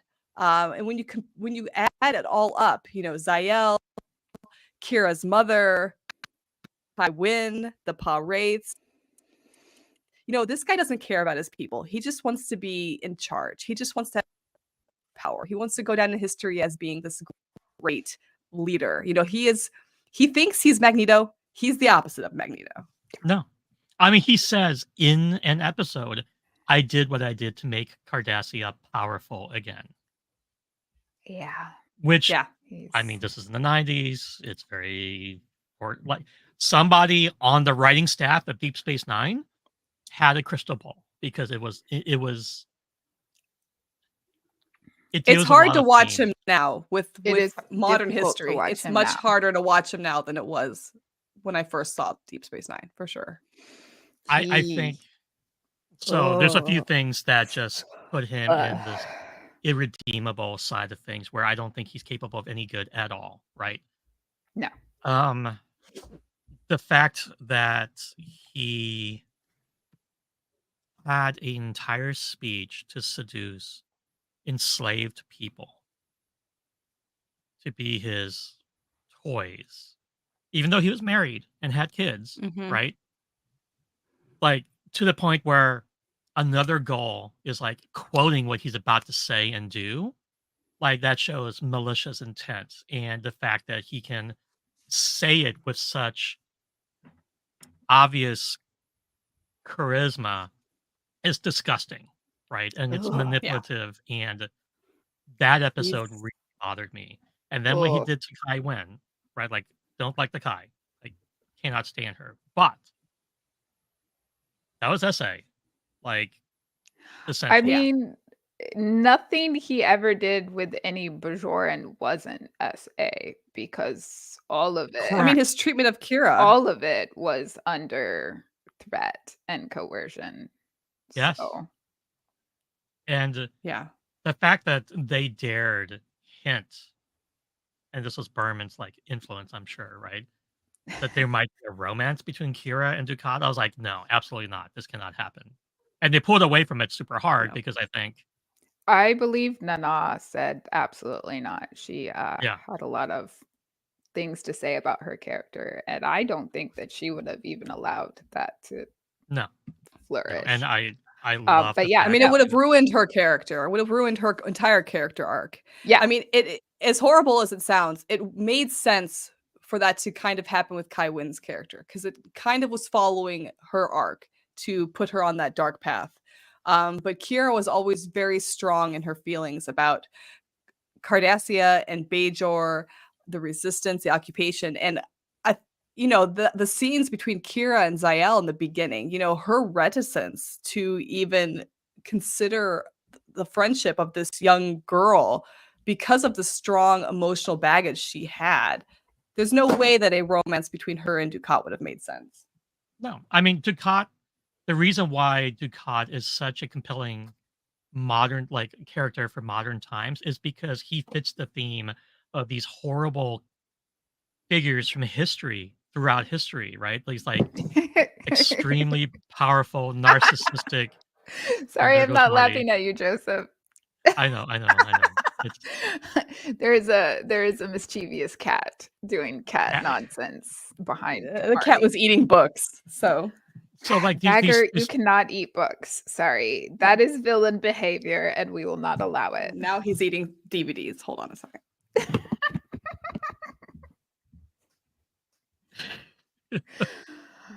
Maybe if he had a cookie, he would not poor behave like this. poor Dagger is getting No, he's getting kicked Dino'd. out of the office. He's getting If you Dino'd can't and behave, you put don't out. get to attend the podcast. He did so well. He was sleeping for about an hour and a half, and then He tried. He tried really hard. He did well. We're He's good. really proud of him. He He's a is good boy. just a baby. He's He's only just- one. He's just a baby. Give him a Yeah, cookie. He'll he be is. fine. he'll get a cookie later. We won't give it to Ducat, though. No, he gets 0 cookies.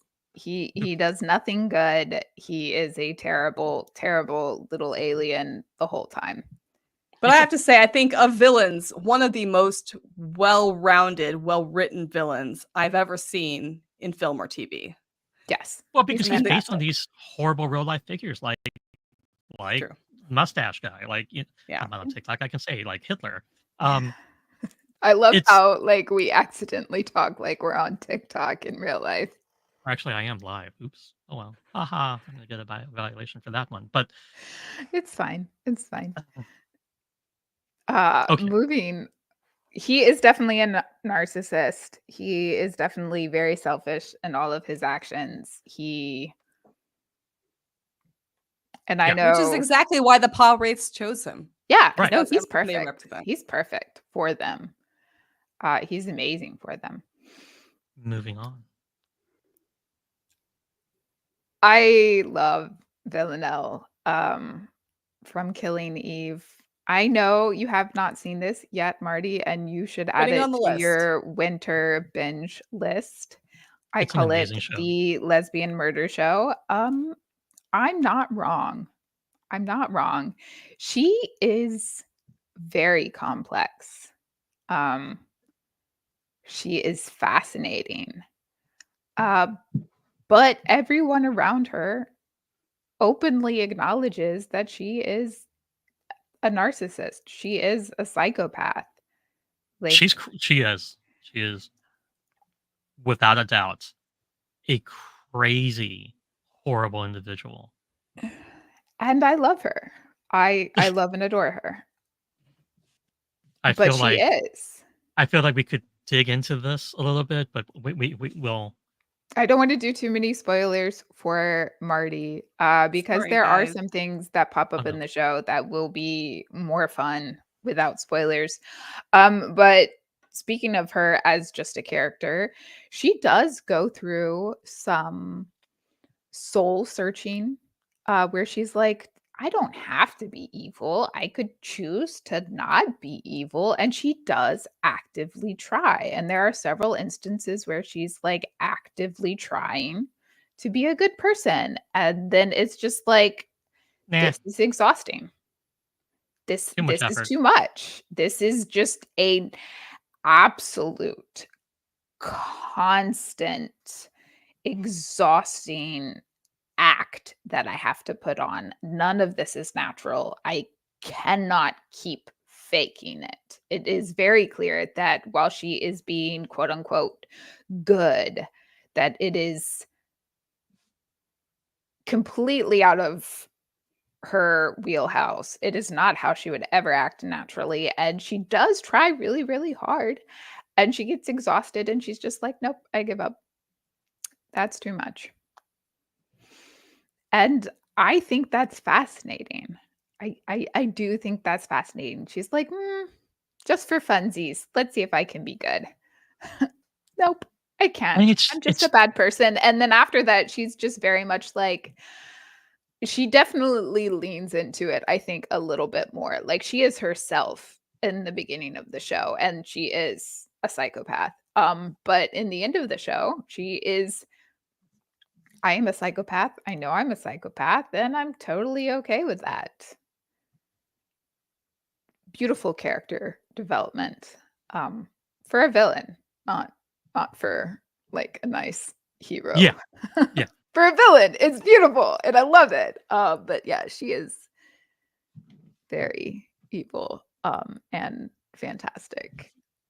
But it is very selfish and narcissistic the entire show. What I love about it is the show is kind of over the top, and It is. it's It is over the top. just so perfect for it. I have not rewatched it as much as you have, obviously. It is a comfort show for me, and that should say things that I It probably says don't that need everyone to know. it says that you think you're a villain, I and mean, my comfort show is also about a villain that's on this list later, so don't feel bad. I also like falling asleep to Jurassic Park, so also the dinosaurs are not the villains. So no, definitely not. Mm-mm. They're not on this list. You o No. obviously. Moving on from her, you can bring up Darth Vader. Take us away. I understand look, that a lot of people would like to try and defend him. he does absolutely vile, evil things, Okay. and so I'm not saying that he What is the redeems good himself. what is the good thing that he does? Please try to convince me that Darth Vader is not a villain because Like, what is the Let's good thing that he I does? look, he is a person who falls into evil. He was not born evil, is all I'm saying, right? I didn't This is say he why was he's born lost. evil. I don't think anybody is born evil. I mean, I think he truly starts down the path in life of trying to do what's best for his mom, who's enslaved, right? Um, he wants. Narcissists care about their mothers too. I He's a don't think he's a like narcissist. like narcissist. Norman Bates. Yeah. Look, I don't. Look, he murders the children in the Jedi Temple. Absolutely horrible, irredeemable, right? Okay, can we okay, the sand people. You can say that the emperor made him go kill the younglings. You can say Order 66 was out of his control. Right, He killed the sand people. right. He murdered the Sand People, and this is because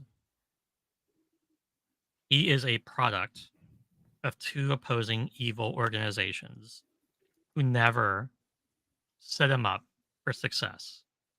Okay. The Sith definitely had a plan for him to be ultimate evil, right? And we know this. And we know the Emperor manipulates him away from the Jedi. But the Jedi take this poor, enslaved boy and they turn him into a child soldier who is supposed to reject his feelings to the point where he has to hide his love for somebody. And they train him to use his latent abilities and become more powerful. Like, You give a broken person A cookie. these amazing, like you train him to be the ultimate soldier.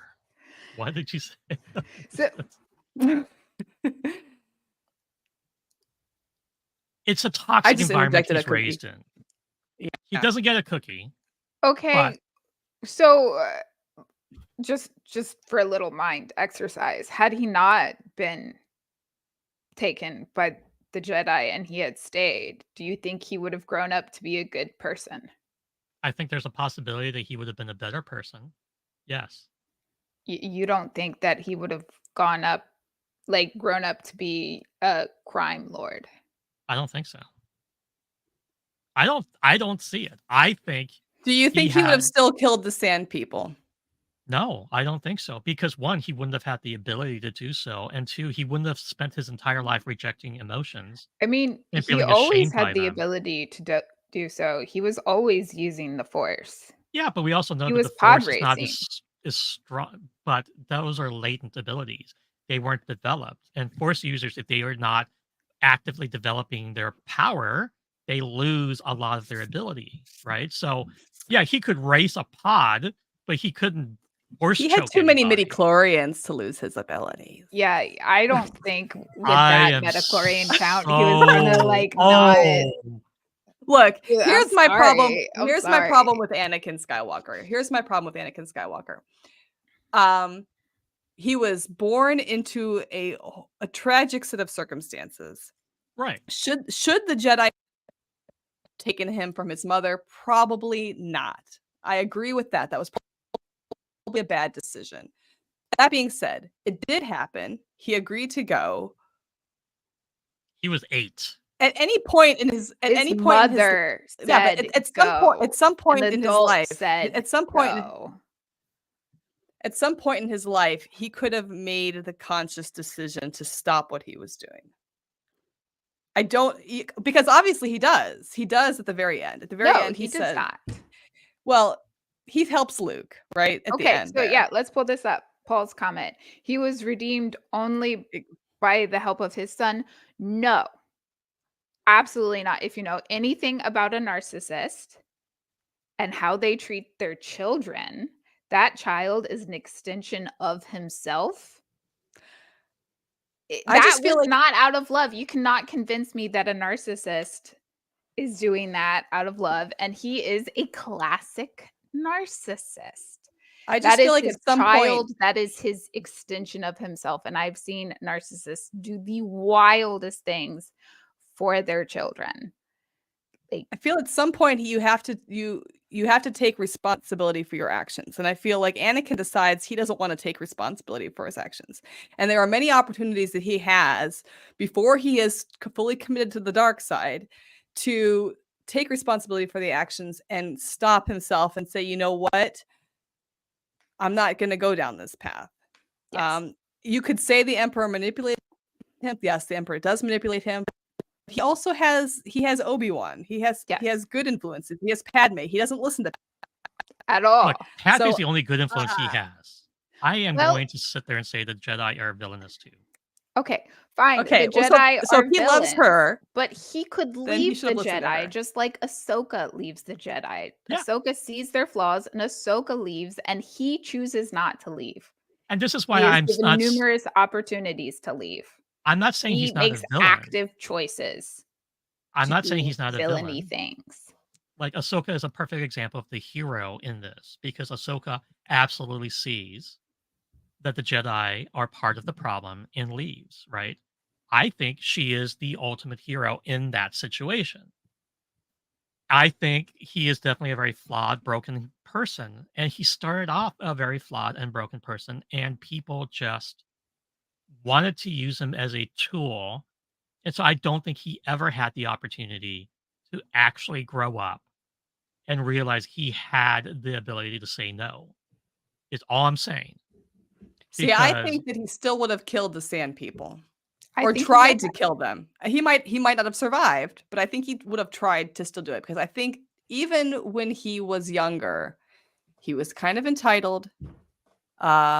He thought he was better than everybody. he And I was think he 8. still would have been driven to he still would have been driven as a teenager, whatever age he was when he kills the Sand People. I think he still would have been driven to kill them, even if he hadn't trained with the Jedi, even if he'd stayed at home.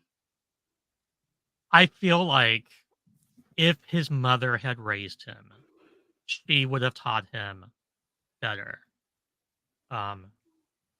Like there's everything I about feel at 8 years old, you're already fully developed on that sense. I feel like your mom has already done the best she could at 8. That's my thought. There is so much of your brain and your morality that is pretty firm before 8, and you can grow and you can change, and your brain does continue into probably about 25 is the average our brain stops, but yeah, 8.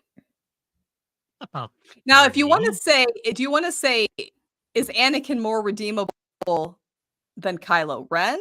Then I'm going to give you the benefit of that. Yes, I would say that Oh, Kylo Kylo Ren Ren's was straight off villain from the start, and there was no hope there whatsoever. Kylo I Ren. mean, to be fair, if my uncle snuck into my room at night and tried to kill me, I'd probably go a little evil too. But the In his Sand People. I defense. mean, okay, but the Sand People killed Anakin's mother. Okay, the Look, Sand People killed Anakin's mother, But so the he younglings didn't slaughtered kill an anybody. entire village. The younglings Okay, didn't kill anybody. No, they didn't. I'm just saying that I feel like There were so many points when maybe at some point, if the Jedi had done things differently, he could have turned out better. But there are more points where if Anakin himself had made a different choice, like you can't just say, "Oh, this environment forced me to be a bad guy." At some point, there is some personal accountability. there is, and this And is if why being raised by his mother would have made him a better person, then he would have had 8 years of memories to look back on and being like, maybe, maybe my mom would disapprove of this."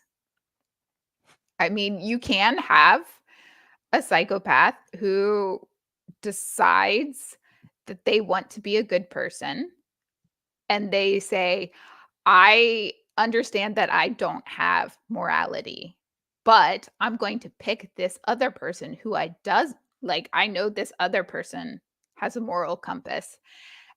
And before I do anything, I'm going to be like, would they do this? Would they not do this?" Like psychopaths can choose to be a good person, but he did not.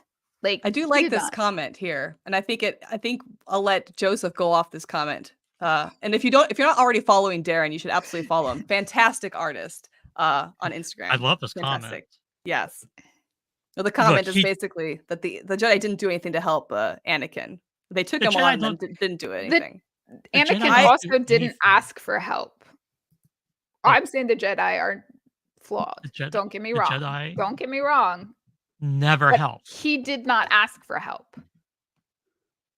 Go on, Joseph. Go. Again, he said, at "I 8 want more years power. old, Why I'm won't you simply give me more power?" All I'm saying is at 8 years old, they had a responsibility to raise him in a loving and nurturing environment, and instead they turned into a child soldier. Yes, that has an impact. Could he have chosen better? Of course, because we see other Jedi choose better, like Obi-Wan, to some extent. But also we see the Jedi turn their backs on enslaved people on Tatooine because it's not in their jurisdiction. Look, they're just interested in maintaining their power, right? So he is raised by a group of people who are no less noble than the Sith in many ways. All I'm saying. So okay, just a general question out there. Do you think, because this came up in the comments, do you think that Anakin is redeemed? No, like he's not because the movies show that he is, right? Because they have him as a Force ghost. So the movies force his redemption. But do you believe he was actually redeemed in what he did? I don't think so, because you don't kill a village and you don't slaughter children and then you get magical like redemption, right? It really I have a problem with that, and I have a problem with the way Lucas portrays that because it's like, "Oh, I do one good thing before I die, and that's okay. Everything else I did is just forgiven." I don't believe in that, right? Like, I don't He think gets no it's cookie. that easy. I mean, he's with Kai Wynn, right? No, I'm just kidding. He I gets I no feel cookie. like you have to have true remorse, and you have to have some action behind that true remorse. Is it possible he had true remorse?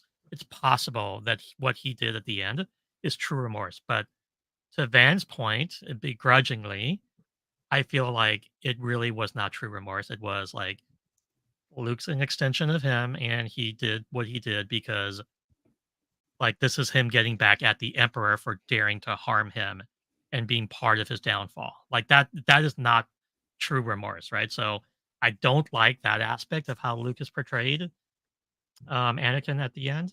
Um,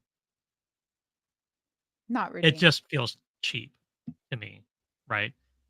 But I do feel like It just there doesn't was feel nuanced enough. I feel like the no. Force is more nuanced, especially if we look at it from this perspective of the Jedi also potentially being villains in their own right. Then there's definitely more subtlety than good and bad, Yeah, like good and evil. but I think the whole point of the trilogy, right, if you take out the forced redemption of Anakin, is that we see that balancing the Force doesn't mean the Jedi win because they had power for quite a while and there was no balance, right? Balance is balance Mhm. within the individual. And what happens is you have like people who are pursuing ultimate darkness and ultimate light. And that's not balance because you do more harm because people are complex and that's not how people work. Sorry. Just Okay.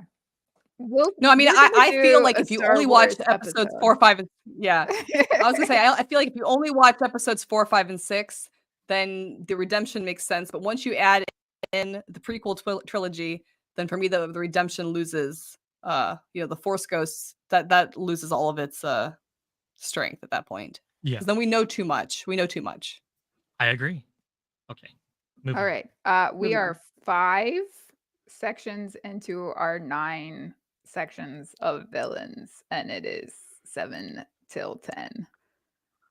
So we might have to choose a section, I'm and saying, maybe do we save want the to choose rest. one more section? Yeah. What Choose section one do more we section. Which one do we want I to do?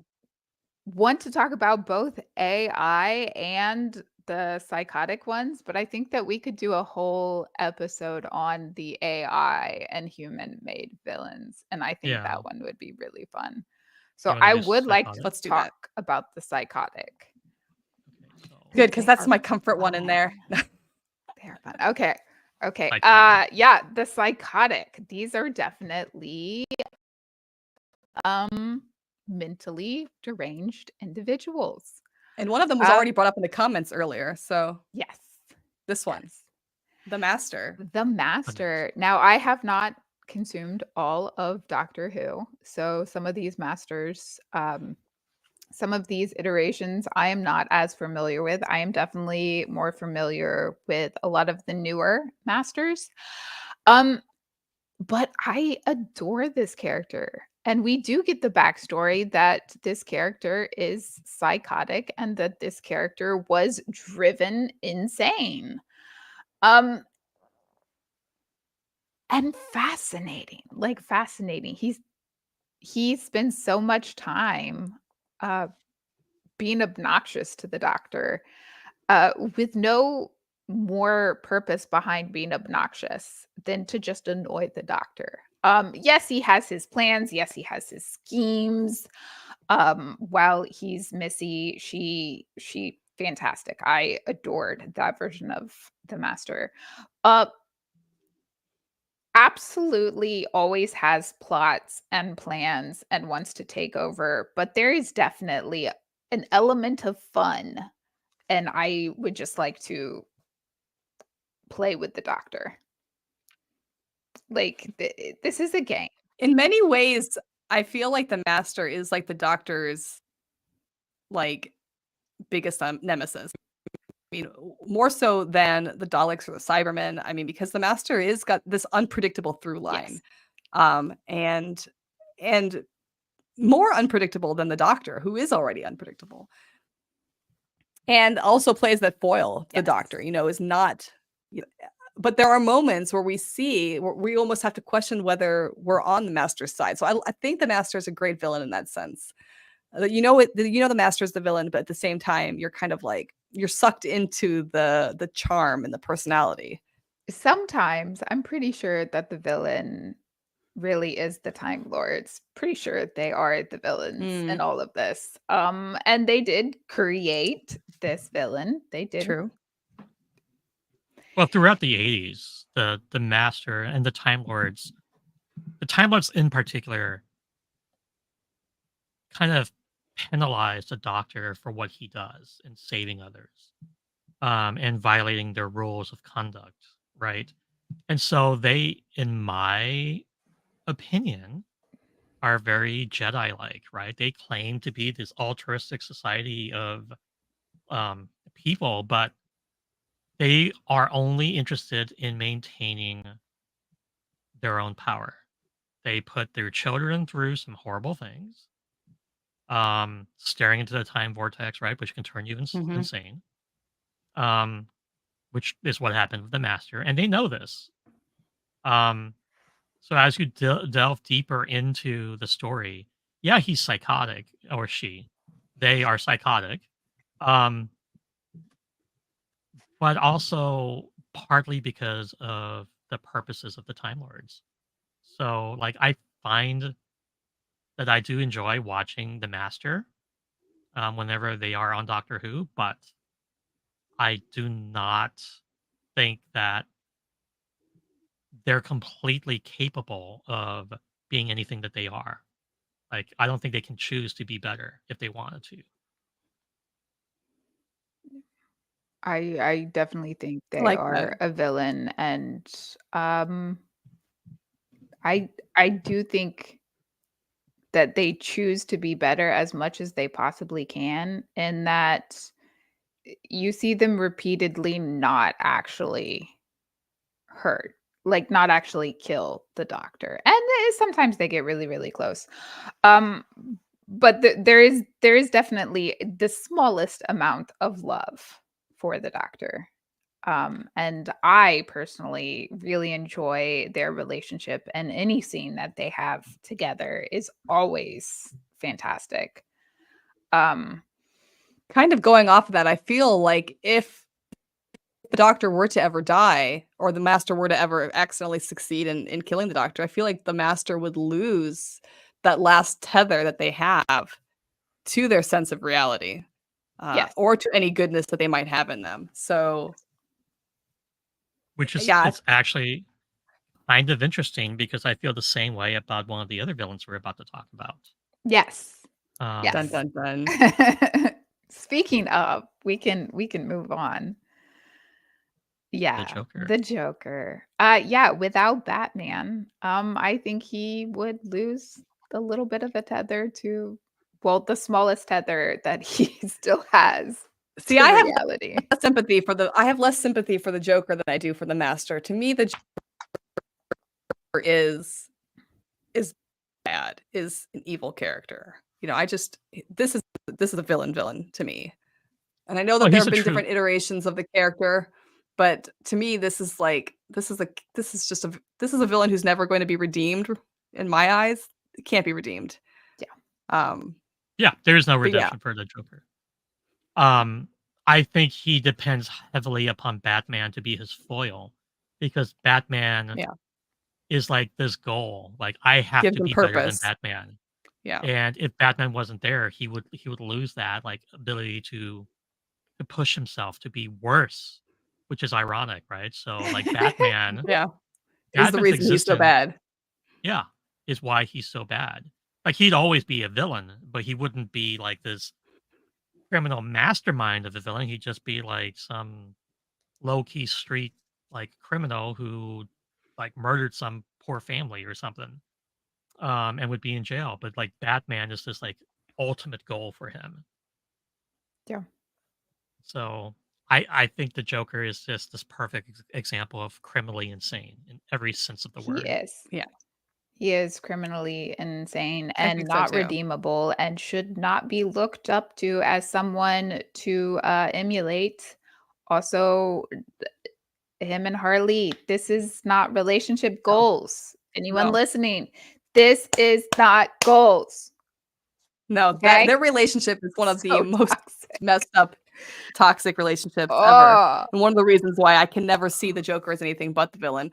But I do think it would be interesting to just side by side sometime look at the Joker and Batman as both villains, but Oh, villains of a different yeah, type, because I think definitely. that's it would be a totally different situation if it were like the Joker versus Superman, right? Yeah.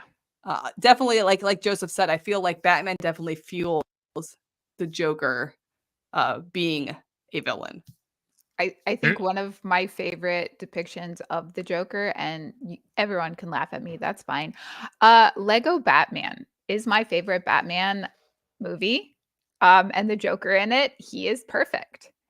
He is absolutely psychotic. He is unhinged, but he is very open and upfront about the fact that it is all about him and Batman. For the Joker, yeah, that's what it is about. And absolutely, I absolutely. it beautifully done movie. If you haven't seen it, please watch it. It's hilarious and adorable and a kids movie, but it is a beautiful depiction of both Batman and the Joker. And I love that he is so upfront about it. Like you, it's you and me, Batman. Like, who would you be without me? I I I love the Lego movie version, but my favorite version of the Joker and Batman will always be from the animated series. It'll always be Mark Kevin Hamill, Conroy and Mark Hamill. oh, Like like fantastic. they both played that character through voice acting for such a significant portion of my life, right?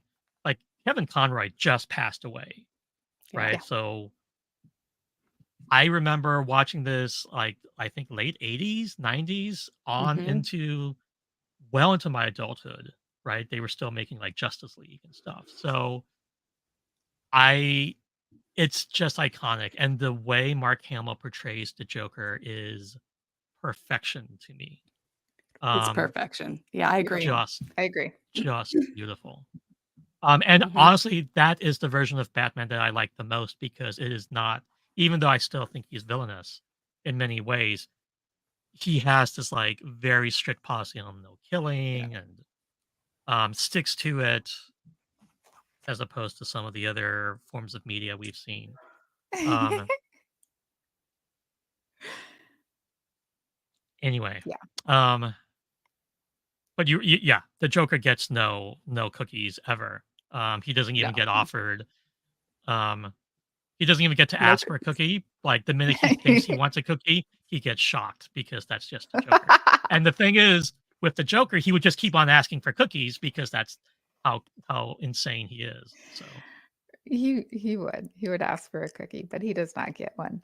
Our third and final is Hannibal Lecter, and I adore This him is and my love comfort him. show.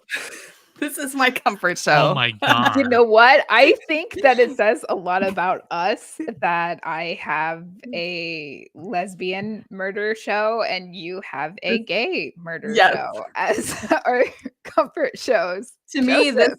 but, the writing that they d I mean, I love Hannibal It's Lecter in all fantastic. forms. I mean, I've read all the Yes. novels. I love the older films. I love this series. This series in particular, I feel really just brings the character to a different level. And to me, this is writer goals. Like, what Yes. they pull off with that show is, like, writer goals. Like, I think every crime thriller writer wants to figure out how they can bring that relationship into their own novels. Fantastic how they did it. I Fantastic. love him. I But yeah, I mean, a character that is psychotic, but is cognizant of the fact that they are, that I've not knows seen that they this show. are, and you what? I've never seen this show. Okay, I'll send it to you. so I'll send it to Marty you. is gonna watch Killing Eve, and you are gonna watch Hannibal Lecter. I will say, as a caveat, I find the 3rd season of Hannibal the most difficult to watch. It's the Gillian Anderson season. To me, that is the hardest one to watch. Um, 1st season is perfection. I Absolute will watch perfection. anything of Gillian Anderson in it. I mean, she is Valid. amazing. Valid. She's amazing in it. She's fantastic, but it is psychologically and emotionally the hardest season I of can of understand. of any show I think I have ever watched. So Okay, so my comfort show is Deep Space Nine.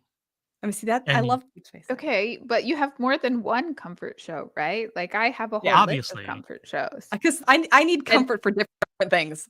So yeah, so it depends on what comfort I am seeking. Now, if my mental health is really suffering, then it's going to be Killing Eve, which is a newer one.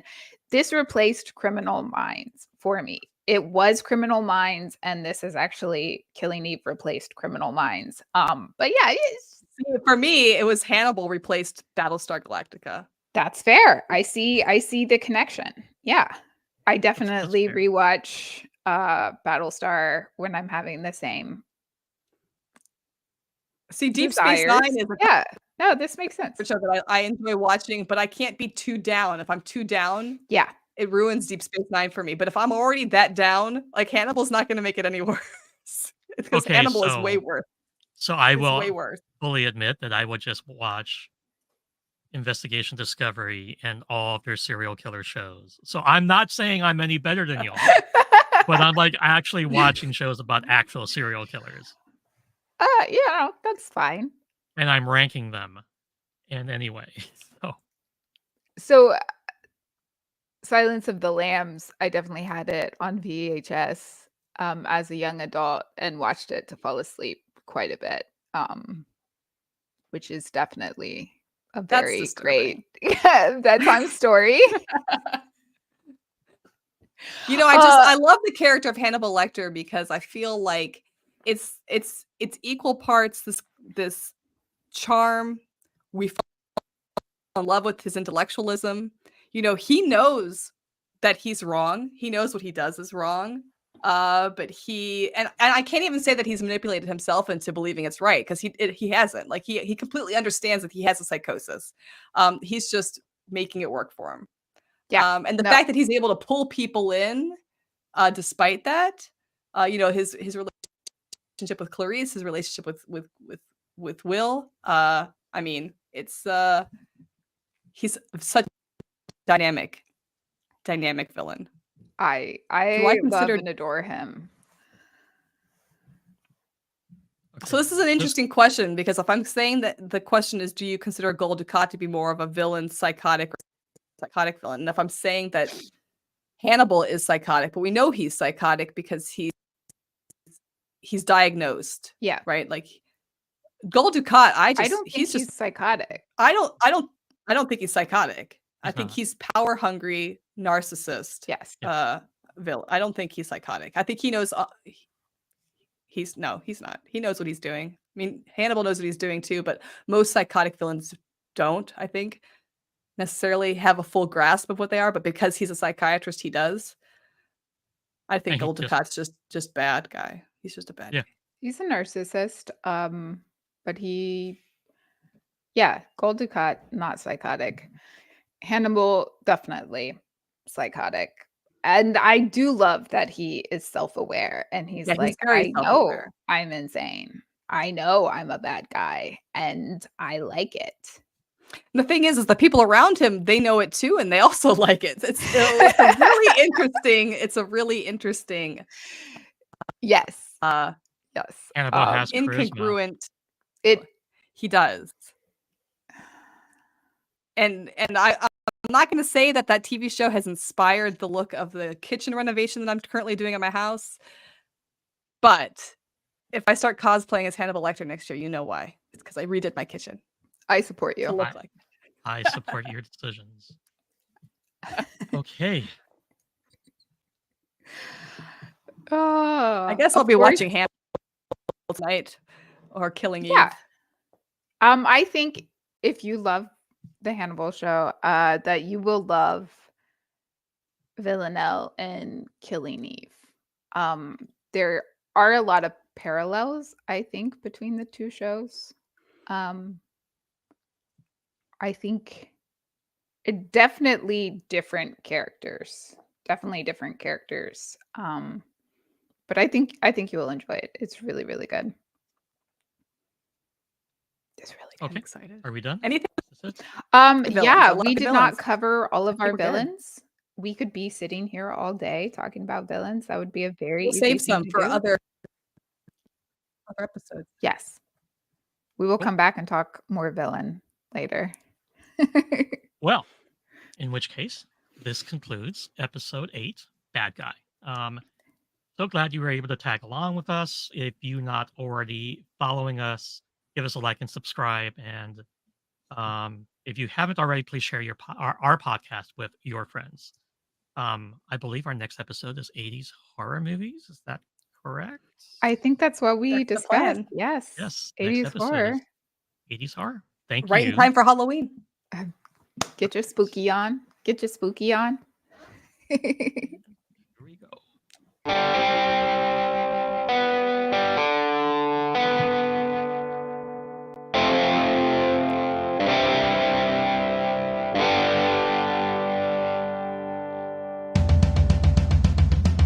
Going out to explore. Tune-in comes to another frackin' podcast. Time travel, wormholes, and more. Chevron's locked on another frackin' podcast. Debating all the lore. We get signal of another frackin' podcast. Nerdy topics galore. Systems go for another frackin' podcast.